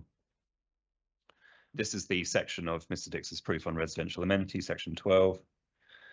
And at 12.2, he talks about the existing road, the existing position, says it varies in width, close to the junction. It's approximately 6 meters wide. It then reduces to approximately an average width of 4.5 meters, with widening on the bends and with some passing places. The width of the road does not allow 2 buses or larger vehicles to pass. Then at 12.3, he discusses the future position. The future access to the road would be from the new site access roundabout, as set out within the DAS. The access road would be maintained on its current alignment and would be widened to 6.5 meters, which allows 2 buses and larger vehicles to pass. This would improve access to the Westhorpe House and Westhorpe Park. Now, you may take issue with the final sentence of 12.3, but just as a matter of fact, in terms of the widening and the alignment, I'm assuming that's common ground. You don't take issue with what Mr. Dix has said there as to what's being done and what the existing position is. Yes, I think you're saying the word improve could be argued to be relating to lots of different things there. Yeah. Yeah, I take the point that if it becomes 6 meters wide, then it will be wide enough to allow vehicles to pass more easily. I wouldn't consider it to be an improvement when it's currently a pleasant rural space. And the outlook will change significantly. And whether or not it's adequate for the purposes of the thousands of vehicle movements that we anticipate coming in and out is beyond my expertise. I mean, there's obviously going to be different competing interests, but from a highways perspective, Mr. Dix is correct to describe this as an improvement. Obviously, Mr. Dix isn't interested in issues of outlook and so on. That's for someone else. But from a highways perspective, this is absolutely an improvement to the existing, isn't it? Well, at the moment, the road is completely adequate for everybody who uses it, for the people that live down there and for the people that come and go to see them. So I would argue it probably doesn't need any improvement for the people that live there at the moment. And then he has done some modelling in relation to the site access and usage, both with and without Marlow Film Studios in place, and that's summarised at 12.5 and 12.6 of his proof. And you haven't canvassed any of your own expert transport evidence to rebut what Mr. Dix has said there, have you? No, I haven't submitted any evidence. I have to say that the number of vehicle movements in and out of the site was one of those things that, as an accountant, I felt the need to sense check, and I was slightly concerned by the number of people that were supposedly coming into the site at the peak times between 8 and 9 o'clock, because I think they only came to about 10.5% of the total number of workers that Ms. Evans of Volterra was suggesting were going to be working on the site every day. So it didn't seem to make sense to me that if only 10% of people are arriving at the busiest time, so no hour can be more busy than that time, when are the other 89.5% of people turning up if they're not turning up at the busiest time? Can you take up Mr. Dix's rebuttal, which is CD 810A? And he deals with this issue on page 14 of his rebuttal proof, which I'm sure he'll be able to speak to in more detail when he gives evidence. But just for present purposes, just to draw your attention to this, on page 14, paragraph 3.56, Mr. Dix has table IDR32, which is about the PM peak hour, admittedly, nothing to do with AM, but just in terms of the PM peak hour, he's got those journey times for access and egress in the managed and unmanaged scenarios. And his view is that these aren't significant journey times.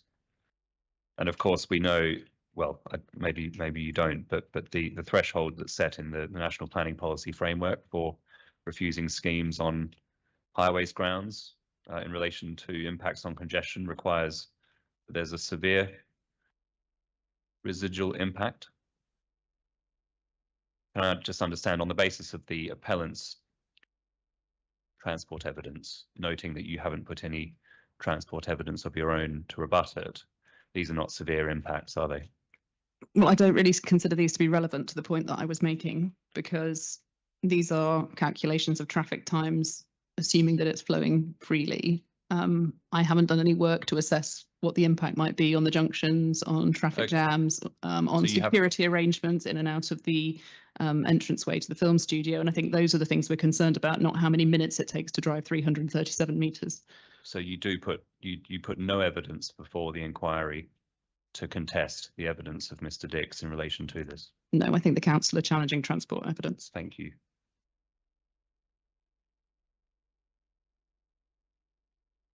And then at 4.5, you move on to express concerns about the change in outlook, and it's fair to say that there will be a difference. I'm not sure that the appellants would align themselves with your description of the internal access road as a rural vista, but be that as it may, it is fair to say that there will be a degree of landscape and ecological buffering between the road and the scheme. You don't dispute that, I assume. And could you point me to the plan that I'm supposed to be looking at for that, please? CD 8.1, Mr. Pryor's proof of evidence, page 67.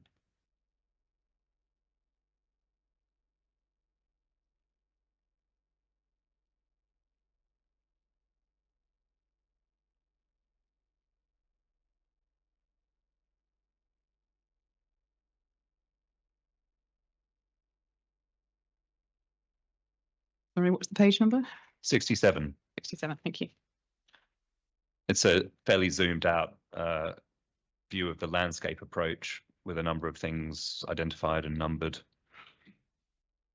If you're able to zoom in, you'll see the sort of buffering landscaping that will be taking place along the internal access road. Yeah, I don't think any of the trees that are going to be marked on 8 or 9 are going to be high enough to cover 22.5 metre high buildings.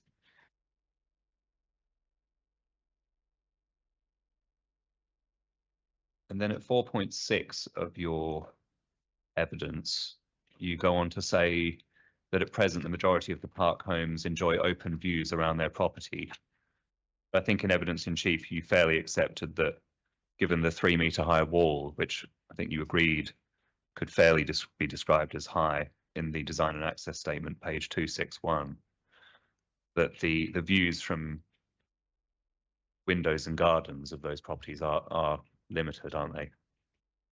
To some extent. So the houses that are close up against the wall, obviously from their garden, they can't see the fields because it's 3 metres high.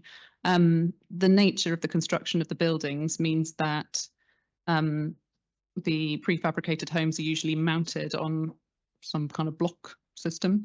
From the houses that are a little bit further away from the wall, for example, their sitting room windows look out to a level where you can almost see over the wall.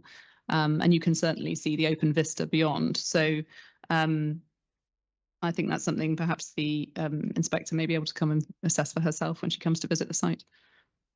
And do you have still up, you may not, but you were looking at the plan with my learned friend CD 2111D, that's the section. Yes, I do. Could you just take that up again?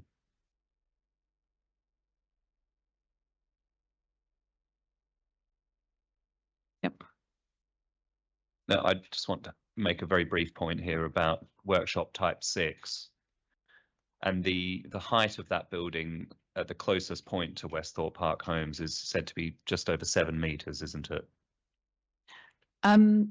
Yeah, it's quite difficult to tell, I think, from these cross sections because the angles of the buildings are slightly different to the way the cross sections drawn. So because they're at angles, it's hard to look at a cross section and accurately see where the ridgeline is going to be in relation to their homes. I mean, I'm just looking at the section and looking at the number that says plus 7.09 metres. I was hoping that wouldn't be in dispute, but it sounds like you are actually disputing the accuracy of the sections, which is news to us. But I think there's also a number immediately above that, which says that the ridge height is going to be 12.45. It's obviously not the closest point, but I think it's not as far away as it looks like it is on that cross section. No, that's referring to the very highest point of the building. And yeah, so I'm saying it's because it's slightly at an angle. It's hard to look at it directly like that. I mean, you can see on the next building along, there's a sort of attempt to make the shape of the roof visible on the cross section. I think you need to look at a top-down plan to see what the angles are of those buildings.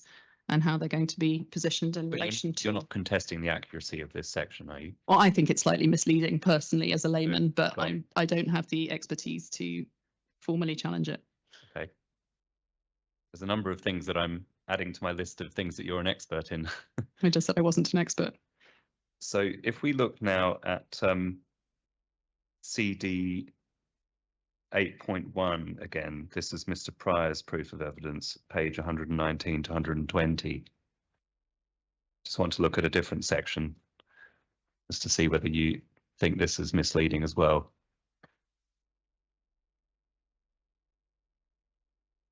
(119 to 120) of Mr. Pryor's proof of evidence.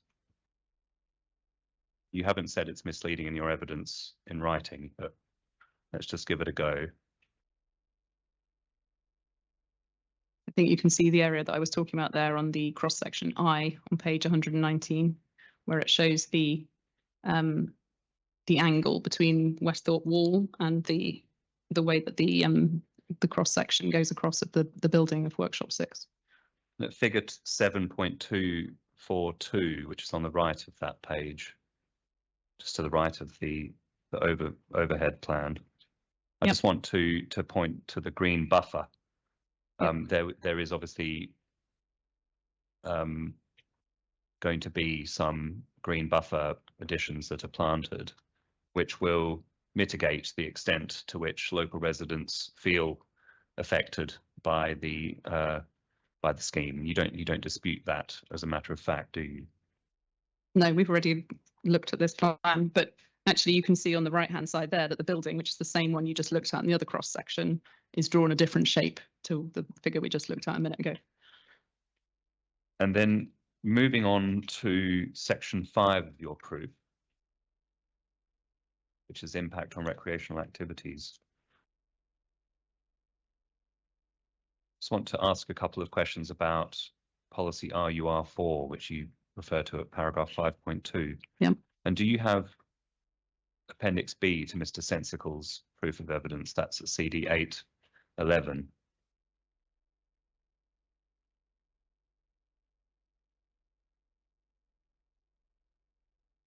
What was the page number, please, for Appendix B?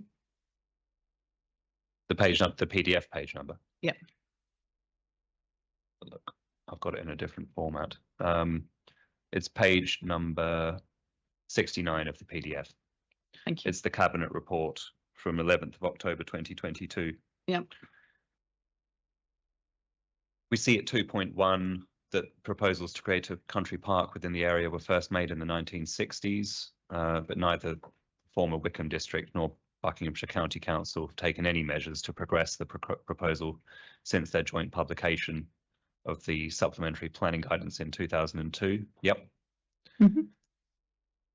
And then we see on the following page, 2.3, that the council only owns around 16% of the land that is covered by policy RUR4. Yes. Yep.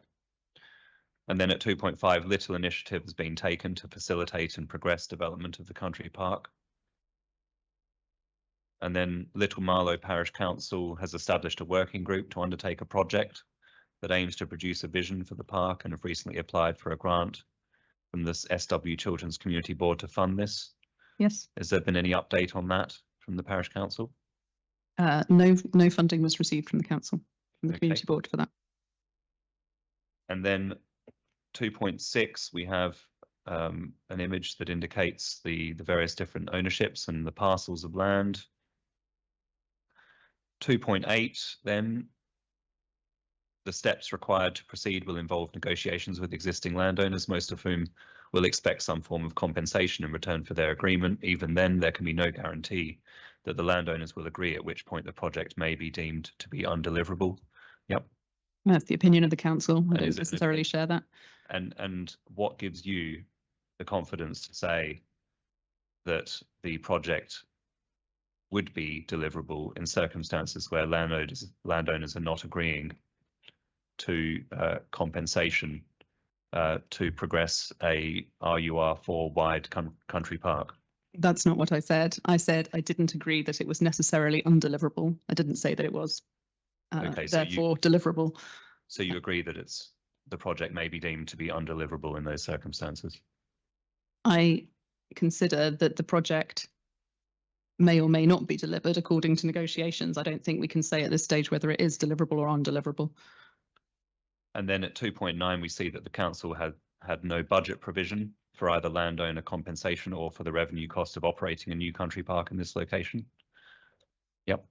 That may have been the case in 2022. I mean, obviously they set a budget every year, so they could And change that. To your every year. knowledge, does the budget for this year have the money to enable a RUR4 wide but country park? I don't know. I haven't studied Bucks Council's budget for the coming year. Okay. And then we see at 2.11, provided a cost neutral solution could be delivered, a further option for the council would be to consider delivering a country park on land that is just within the council's ownership or control. And that's what they said. And that is indeed what was then subsequently taken forward and was the subject of the Cabinet's decision on the 2nd of January, the decision that you referred to earlier, which has been called in. Yeah. So that is the approach that the council have adopted to date. We see also at 2.13, second sentence, the local plan does not purport to make the site a country park. The site is designated greenbelt and adjacent to the AONB, and any challenge to the policy would now be out of time. It's therefore considered that developers would only be able to argue that the policy should be accorded reduced weight as it was conceived on the understanding that the site was a country park. Yep. I don't think this is something that I can give an opinion on. I don't necessarily agree with Buckinghamshire Council's handling of the country park or the way that it was designated or not designated, but I've never been a member of Buckinghamshire Council or Wickham District Council, so I really feel it's beyond my remit. Thank you. So there's no part of your evidence which contests the appellant's case, therefore, that there is no prospect at all of the whole area that is affected by policy RUR4 of becoming a formally designated country park. But you're stating an absolute, and I said previously that I didn't believe it could be stated an absolute one way or the other, so But you have no evidence to suggest I haven't that it provided is any evidence to contradict it. No. to contradict it or indicate any deliverability or viability to the. No, that's beyond the the scope of proposed. my evidence. Thank you, that's helpful. Okay, and then let's talk about improvements to the recreational offer. And by that, I want to look back at Mr. Pryor's proof of evidence on page 80.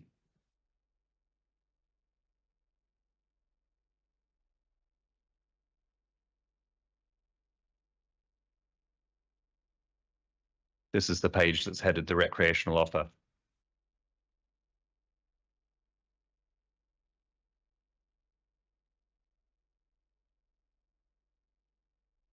Sorry, you have to bear with me. I can't find it because it doesn't have a number coming up at the top of it when I try and open it. Oh, sorry, Yeah, okay. Sorry, page 80, did you say? page 80, yeah, the recreational offer.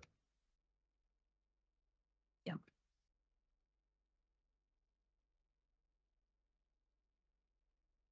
Obviously, there's lots of different bits in the evidence that deal with these, but this seems a fair summary of what the appellant is seeking to provide.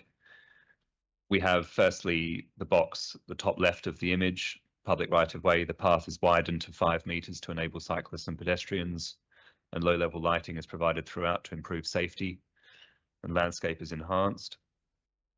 The box to the right of that, recreational space located in front of the Culture and Skills Academy building, hosts a network of permissive recreational paths and is publicly accessible. We then have green enhancement, the community building, the enhancement of the waterfront landscape throughout the site, the Culture and Skills Academy itself, the studio hub, and the cafe. These are all recreational benefits that would be secured by the scheme, aren't they? No, I disagree with that. Okay, please explain why. Okay, so the recreational space, which is plot 4, Yep. I've already described how at the moment it's wild and has orchids and birds and is used widely by the local residents. I think having a 6-meter wide road going through the centre of it, gates with security checkpoints, top and bottom, an additional, I think it's a 2 metre wide foot and cycling path, although I was under the impression those had to be 3 metres wide. There's going to have substantial paths through it, which are going to detract from the natural space that's there at the present. Green enhancements at the top of the Westhorpe Triangle. I don't understand what those relate to, and I don't understand why they'd be an enhancement, given that it's green at the moment. I've already said I don't feel the community building is necessary, but that's a separate matter perhaps.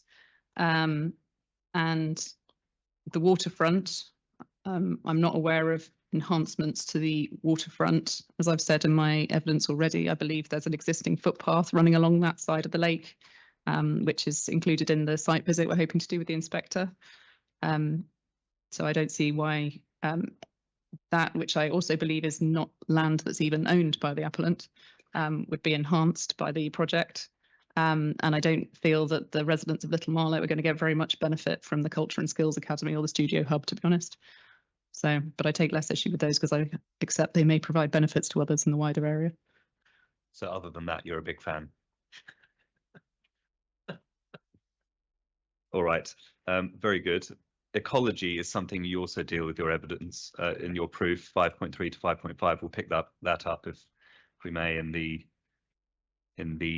round table. Yep, absolutely. And I think there was also some comments in your evidence in chief about impacts of lighting on wildlife. Yes. Again, I'll defer that to the ecology Okay. round table if that's all right. Section 6 of your proof then is the impact on close neighbours.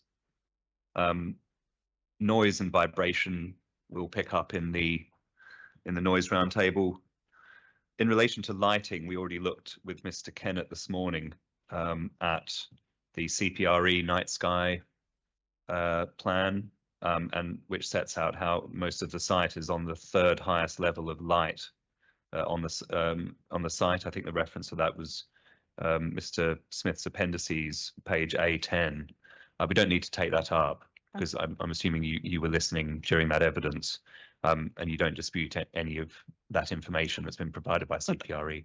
I was perhaps not following as closely as I might have done this morning, but I will say that I walked my dog in the dark this morning so that I could be here today, up to Bloomwood. And when you look down over the site, I have photos if you'd like to see them, it definitely looks dark in contrast to the urban area of Marlow behind. So I would challenge whether or not it is a lit area at the moment. It appears to be very rural and dark at night at the moment. Thank you. We heard from you about, I think, some photos of other film studios. Mr. Mann, on behalf of the appellant in his rebuttal, CD 8.2a, prepared some evidence in relation to lighting impacts. Can we take that up, please? That's CD 8.2a.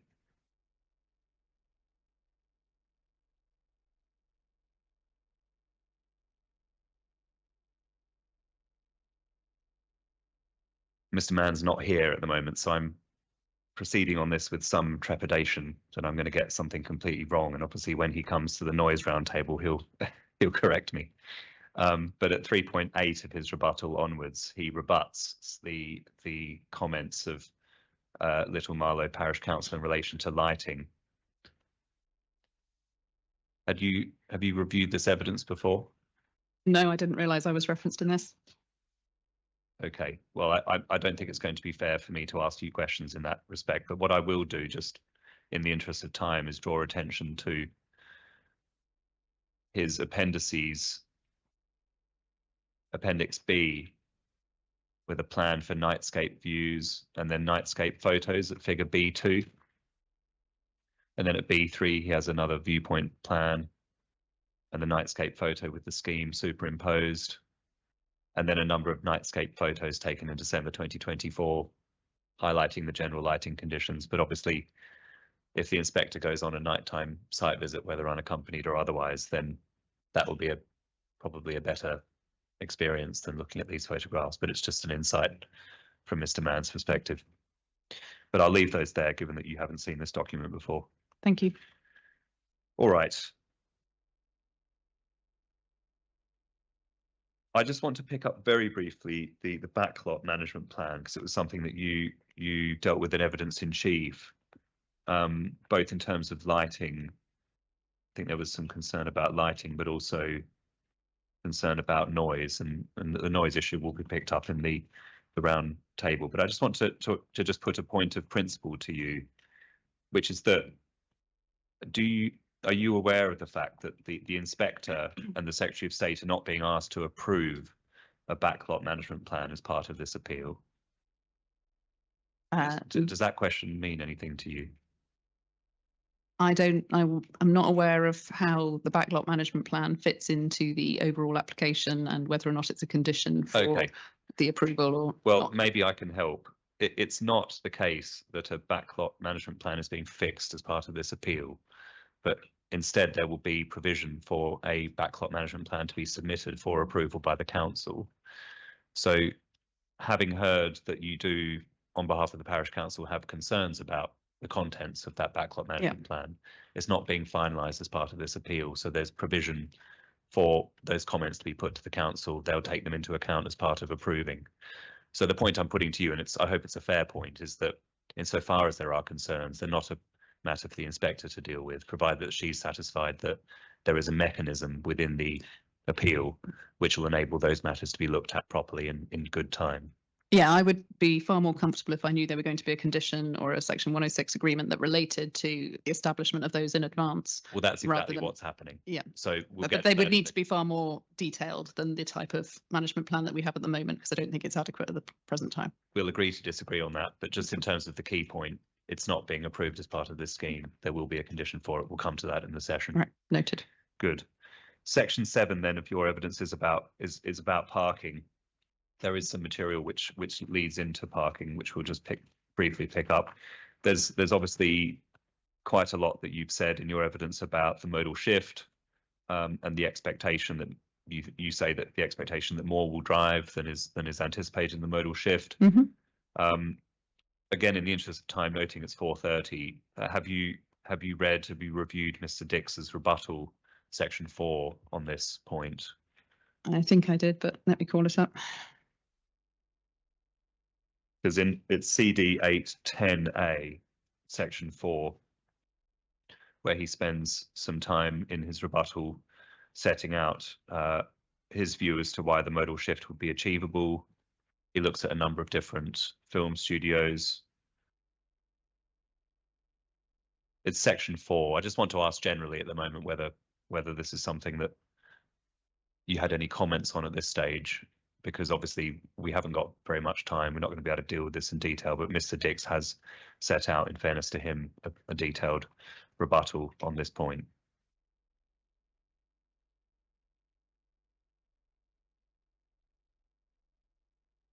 So sorry, what was the question? Well, the question was really just if you have any comments on section 4, noting that this is a rebuttal on the point about modal shift. You haven't said anything to date on this, and I just wanted to understand whether you agree or disagree with what he's saying in this evidence. I know it's a general question. But... Yeah, my broad impression was that I thought Mr. Tester had covered the material in quite good detail, and I broadly agreed with what he was saying, rather than with what Mr. Dix was saying. So this is more of a debate between the two experts as opposed to something that I think it should be engaging in. All right, that's fair. Just picking up on cyclists, you mentioned in evidence in chief about the Westhorpe interchange being dangerous for cyclists. Are you familiar with the fact that the appellant is proposing improvements to that, to the Westhorpe interchange to make it safer for cyclists? I'm familiar with the fact the appellant is seeking to improve it, but also that the council are disputing whether or not the changes actually amount to improvements. So does this fall into this is for Mr. Tester box, as opposed really is, to yes. something that you're disputing? No, I would support Mr. Tester's position on this. Right. And I think you also gave evidence in chief about what I think you described as the Marlow donkey, which I thought was rather unfair, given I've taken that train before. Oh, you've probably seen the pub at the end, called the Marlow donkey then. I think that the simple point I wanted to put to you was that obviously for those seeking to access Marlow Film Studios by public transport, the new bus services will be an obvious and I think the appellant would say a better alternative than taking the train. Would you dispute that? Taking the bus from where? the bus services from Maidenhead. from Maidenhead Station and Yes. Wickham Station. Yes, exactly. Yeah. The new bus services which are being put on as a benefit of this scheme. Yeah, well, I have written some stuff in my Yeah. proof of evidence about whether or not the number of buses proposed are adequate for the number of people that will be needed to be shuttled from the stations Yep. to the site. But I'm not qualified to comment on the timings of arrivals and things like that the transport experts presumably have looked at in more detail. Well, if we look at Mr. Dix's proof again, this is CD 810, and go to section 6.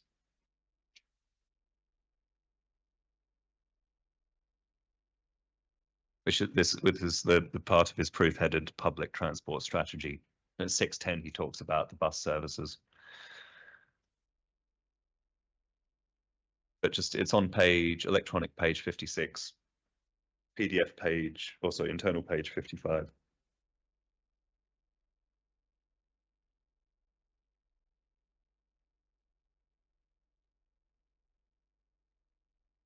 Yeah.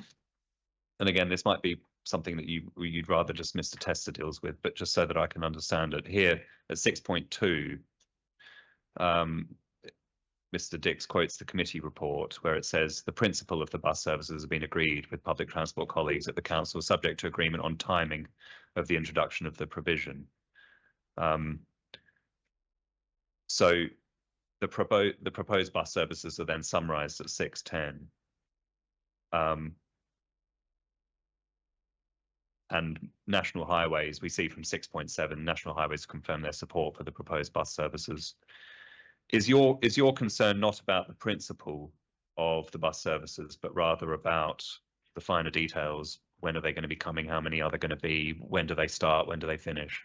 And so on. Well, I'd be interested to know when this was agreed and whether it was done on the basis of the original workforce numbers or whether it's done on the basis of the updated employment numbers that are in the latest Volterra report. Okay. Because I believe the 70% increase in employment numbers will probably have substantially affected that. Thank you. I was going to pick that up.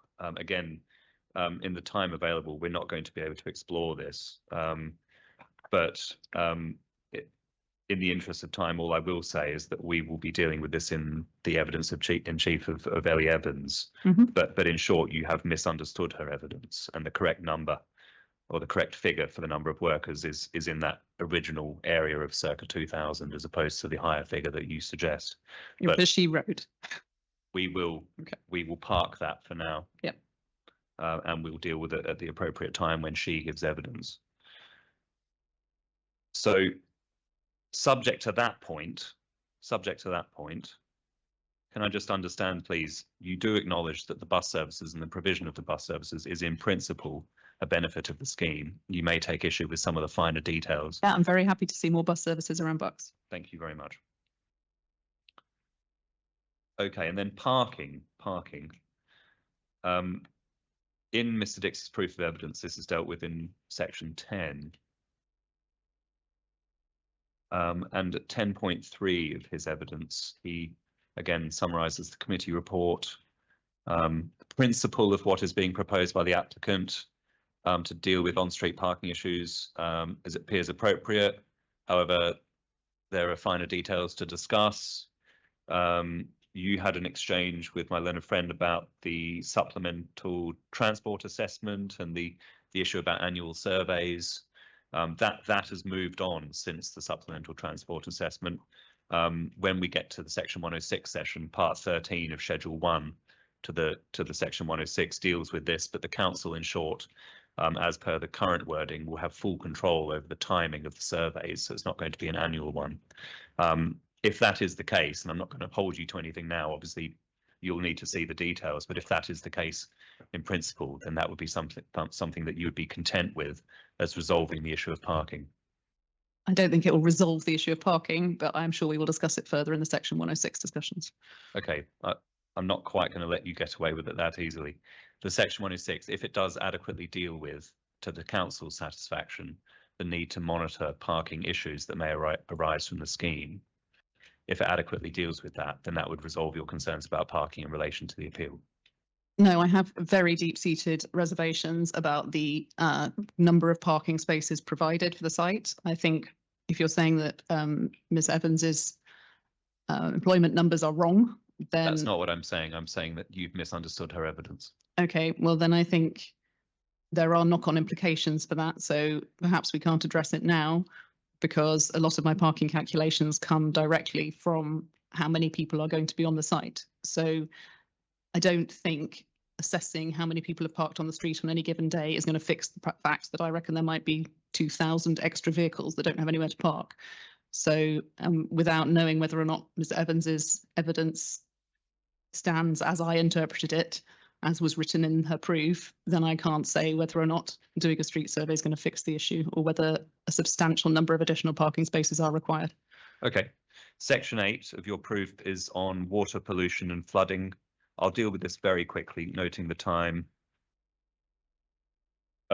You discussed these in evidence in chief. You also looked at this in your proof, but you haven't looked at the committee report and how these matters are dealt with in the committee report. So I just want to take you to that briefly. It's section 18 of the committee report, CD 3.2.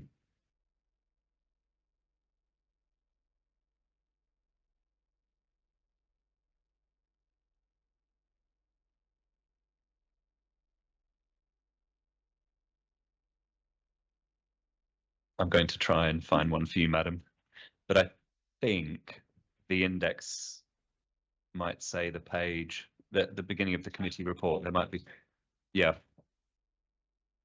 Thank you very much. I'm still loading. Again, I'm in the interest of time, Councillor Crabtree, I'm not going to get into the weeds of this issue because, as you can imagine, you could, if you really wanted to, spend a lot of time talking about flooding and sewerage issues. But at 4:40 on in the afternoon, I'll just cut straight to the chase. These matters have been considered by the local authority in this section. There are then conclusions in relation to flooding and drainage at 18.25 and 18.24. And the essential point is these are matters for conditions. That's the council's position. That's the appellant's position. I would be very happy if there were conditions included with the scheme that insisted that Thames Water had the capability to process all the sewage and stormwater that's coming their way before the site is built. That would be satisfactory to me. I mean, whether it's precisely in that wording, but if you left it up to the council to agree with the appellant proposed suitable wording in relation to Thames Water, then that would be sufficient to satisfy your concerns, would it? The difficulty with the way you're phrasing this is that I don't necessarily have complete confidence in the ability of the council to resolve these matters. So just handing it over to them may be something that I can't immediately agree to 100%. All right. As we do have existing issues with the sewage treatment works. And if that wasn't the case, we wouldn't have the liaison group that currently sits, which includes members of Buckinghamshire Council and includes members of the Parish Council. So I think there is an ongoing discussion to be had. Okay, well, I'm sure you'll be invited to the condition session where we can talk about this. I look forward to it. Thank you. All right, section 9, local businesses. We're getting to the end of your evidence now. Section 9, local businesses. There's, if I may say, a fairly brief reference in section 9 to the fact that I think 9.1 you've said you've consulted some of the business owners in the parish and you've sought to summarise where you think that the lay of the land is in relation to business views. I think it's fair to say, I think you attended yesterday evening, that there's a mix of views within the community about the effect that the scheme will have on local businesses. I didn't hear anybody speaking last night from within Little Marlow Parish who was speaking in favour of the development. I hope there will be some people who come tomorrow to give their opinions who are actually business owners within the parish who can share their views with us tomorrow. The position as the appellant saw it is that if one looks at the local community, and I'm not necessarily limiting that specifically to Marlow Parish, but the local community, is that there is inevitably some people who are concerned about the scheme and others who in fact support the scheme and want it to go ahead and think it will be beneficial to their businesses. And I think therefore the portrayal of the impact that the scheme is going to have on local businesses in your proof is, if I may say, quite unbalanced. You accept that? Well, no, because I'm here representing Little Marlow Parish. So I'm representing the businesses within Little Marlow Parish. And if people come and say it's going to be good for their business within High Wycombe, then that's outside of what I consider to be the immediate local community. I agree that we did have mixed views for people who live in Marlow, Yes. but Andy Rackstraw spoke quite convincingly, I thought, about his saddle safari bike business and his involvement in the Marlow Chamber of Commerce.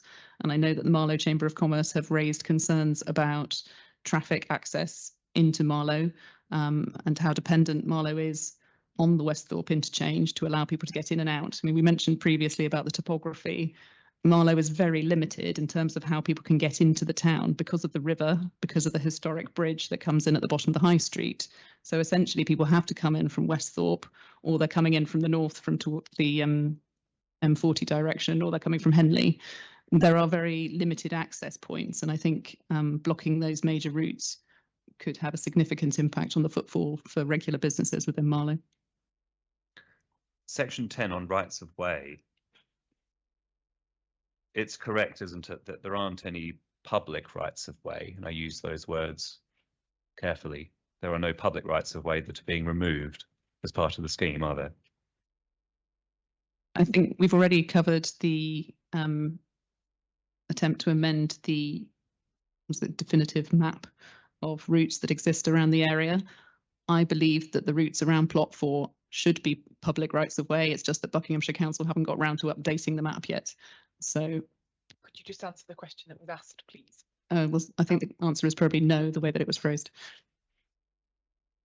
So you agree that no public rights of way are being removed by the scheme? Just so you're fully clear on what you're answering. No, I do not agree. You don't agree? No, because I think that there are routes that are currently public rights of way. They're just not actually officially recorded as such at the present time due to bureaucracy and a delay in processing the paperwork. I do believe they should be rights of way, and that therefore they are being used as rights of way, and they are essentially correct in being described as rights of way. Sorry, Councillor Crabtree, I'm sure it was my fault in the way that I phrased the question, but as I said, I was using the words public right of way carefully, Right. i.e. to reference rights of way that are recorded in the definitive map, not those that Okay. are aspirationally the subject of applications. In terms of the public rights of way that are actually on the site, no public rights of way are being removed. So I agree in terms of the current form of the definitive map. However, I would say the definitive map is out of date, and there are existing rights of way that should be on the map that would be lost if this application were approved. And have you got the landscape statement of common ground still there? It's 7.4.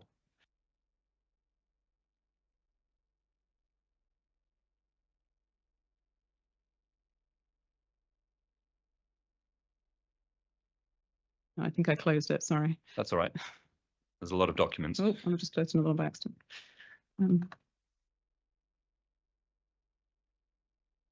Sorry, can you remind me of the reference?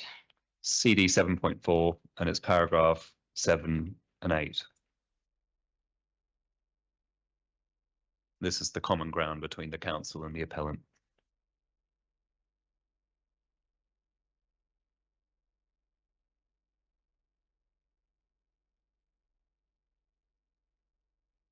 Yeah, so I would dispute that because I don't think it's up to date.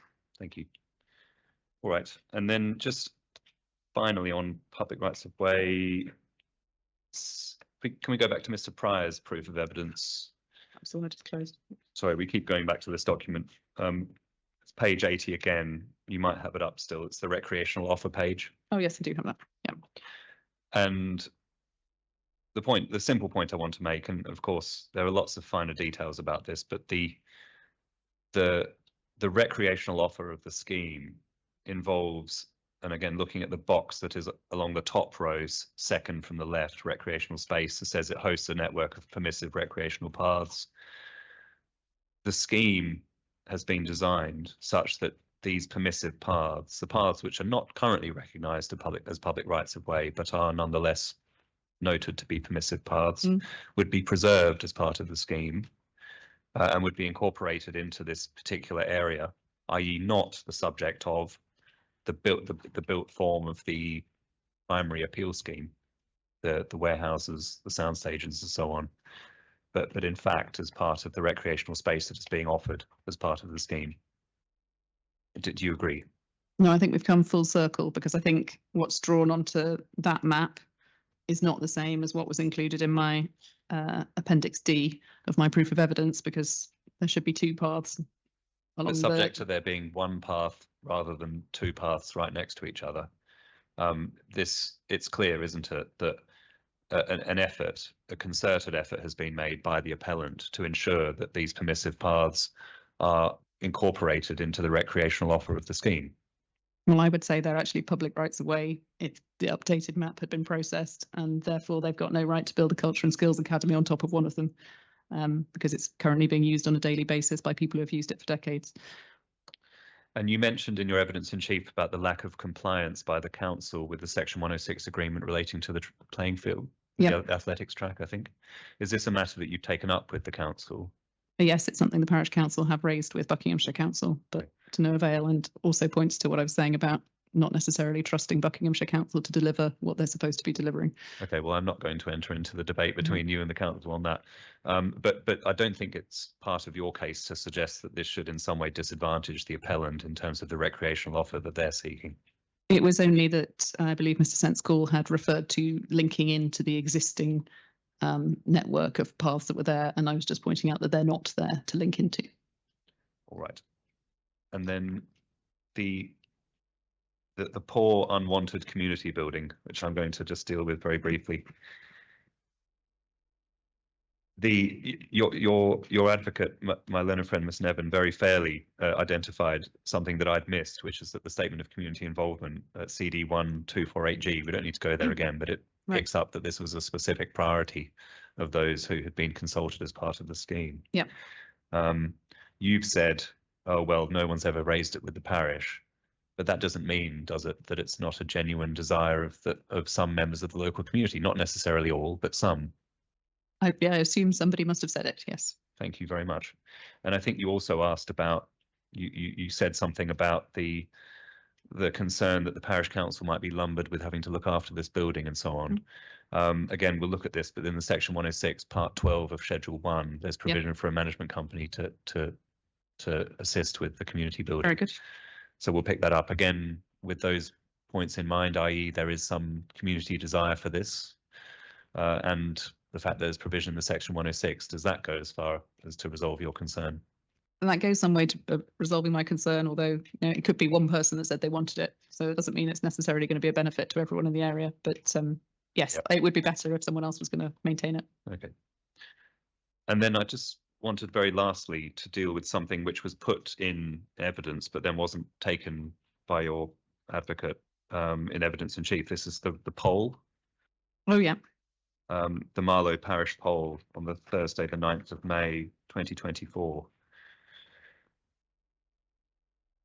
And you may or may not know, but I'm sure other people in the room know who do lots of appeals, is that very often developments are not supported by local residents. They are almost overwhelmingly objected to, and it's a matter of some congratulation to the appellants that there were 302 votes in favour of Marlow Film Studios as part of this poll, isn't it? I don't have that document in front of me, but if you say so, yes. It's a document that you're... Yeah, there were only a limited number of copies, I think. So already in the ID documents? I think it's Mr. Bird probably knows if it's got an ID number, but yeah, okay. I don't think it's on the it's been uploaded yet. ID 38. Thank you, Mr. Bird. But it's not yet visible on the core documents. So yes, you'll see there were two questions asked. One is, do you wish Marlow Film Studios to be built? And there were 302 in favour and 1,730 against. Yes. And we see at the bottom that there's a turnout of 18%. Yep. And the electorate is about 11,153. Yes. So our maths, and this is mine and Mr. White's, so I wouldn't trust it that far, but our math is that 15.5% of the electorate voted against Marlow Film Studios as part of this poll. Not against. I think 15% said they wanted it, and 85% said they didn't want it. No, 15.5% of the electorate. That's why we had to do a bit. Oh, right. Sorry. Yeah. Yes. Okay. I see what you're saying. Yes. And the point we make is that obviously your clients have been agitating against this scheme for, I think, a couple of years by the time this poll was produced. And it's quite remarkable that you were only able to produce 15.5% of the electorate against the scheme. Well, I think Mr. Councillor Collingwood mentioned yesterday how there were no poll cards issued for this. The town council was not particularly keen for it to go ahead, but was forced to by a request from local voters. And the polling station was only open for a short window in the afternoon rather than a full day's polling. It was only open, I believe, from 4 o'clock in the afternoon. So I think actually a turnout of 18% is very high when you consider how many people vote in something like the general election. And question 2, I don't think I could have come up with a more leading question than if I'd tried. Do you want development in the Greenbelt on the scale proposed by the Marlow Film Studio? It's not particularly reliable, is this, as an indicator of the sentiments of the local population as to the scheme, is it? I don't think I'm in a position to comment on that. Well, I'm only asking you these questions because you put this in evidence. All right. I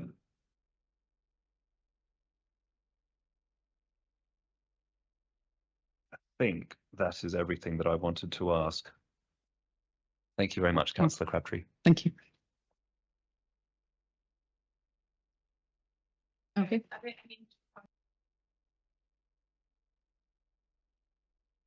Sorry. Any interested parties in support that wish to ask Councillor Crabtree questions? No. I've no specific questions for you as you have answered them all. Any questions for re-examination? I just have one brief point in re-examination. I don't think we need to take it up, but in your rebuttal proof, you do some calculations on the parking deficits, as you say, based on Ellie Evans' calculations, correct? So we don't need to turn to it, but Okay. it's correct that in your rebuttal proof, you Yeah. do some calculations. And if we look at your proof of evidence, which I will invite people to turn up, please. And I'm specifically looking at paragraph 7.21 of your proof.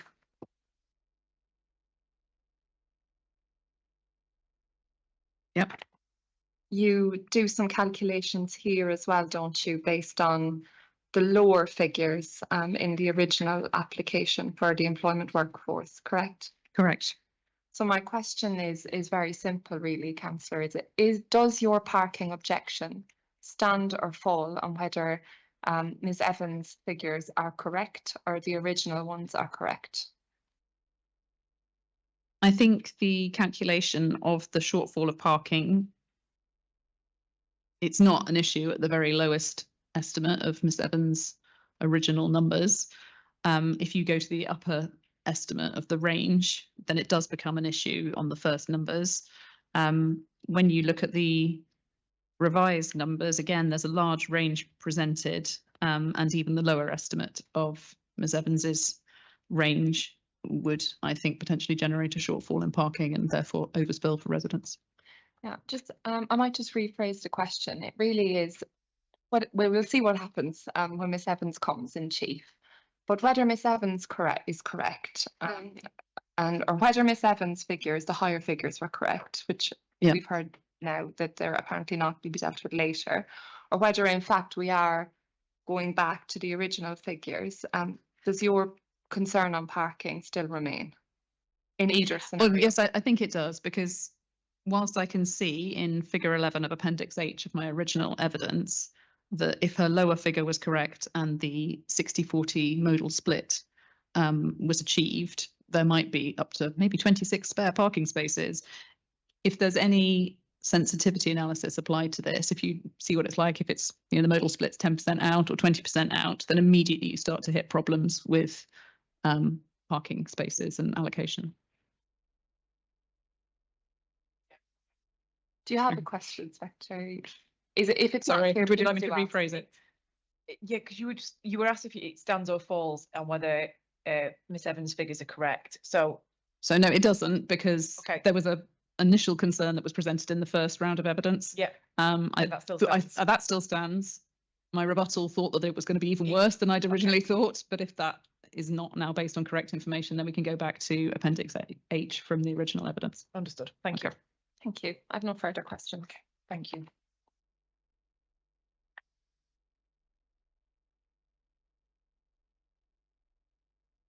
Okay, anything to raise before I adjourn for the day? Nope. There's just one that is Smith telling me, Mum, we have a draft itinerary for your site visit on Monday. So I don't know if the band managed to get it out, maybe it might do it. Are you okay if we hand it to you tomorrow morning? Yes, fine. Yeah, if you can get it as agreed as possible, please. That's good. I've had confirmation that the MP is not coming tomorrow and she's coming on the 7th of Feb, even though I did make a point that I would rather she came tomorrow. So she's not. So we will make provision for that on the 7th.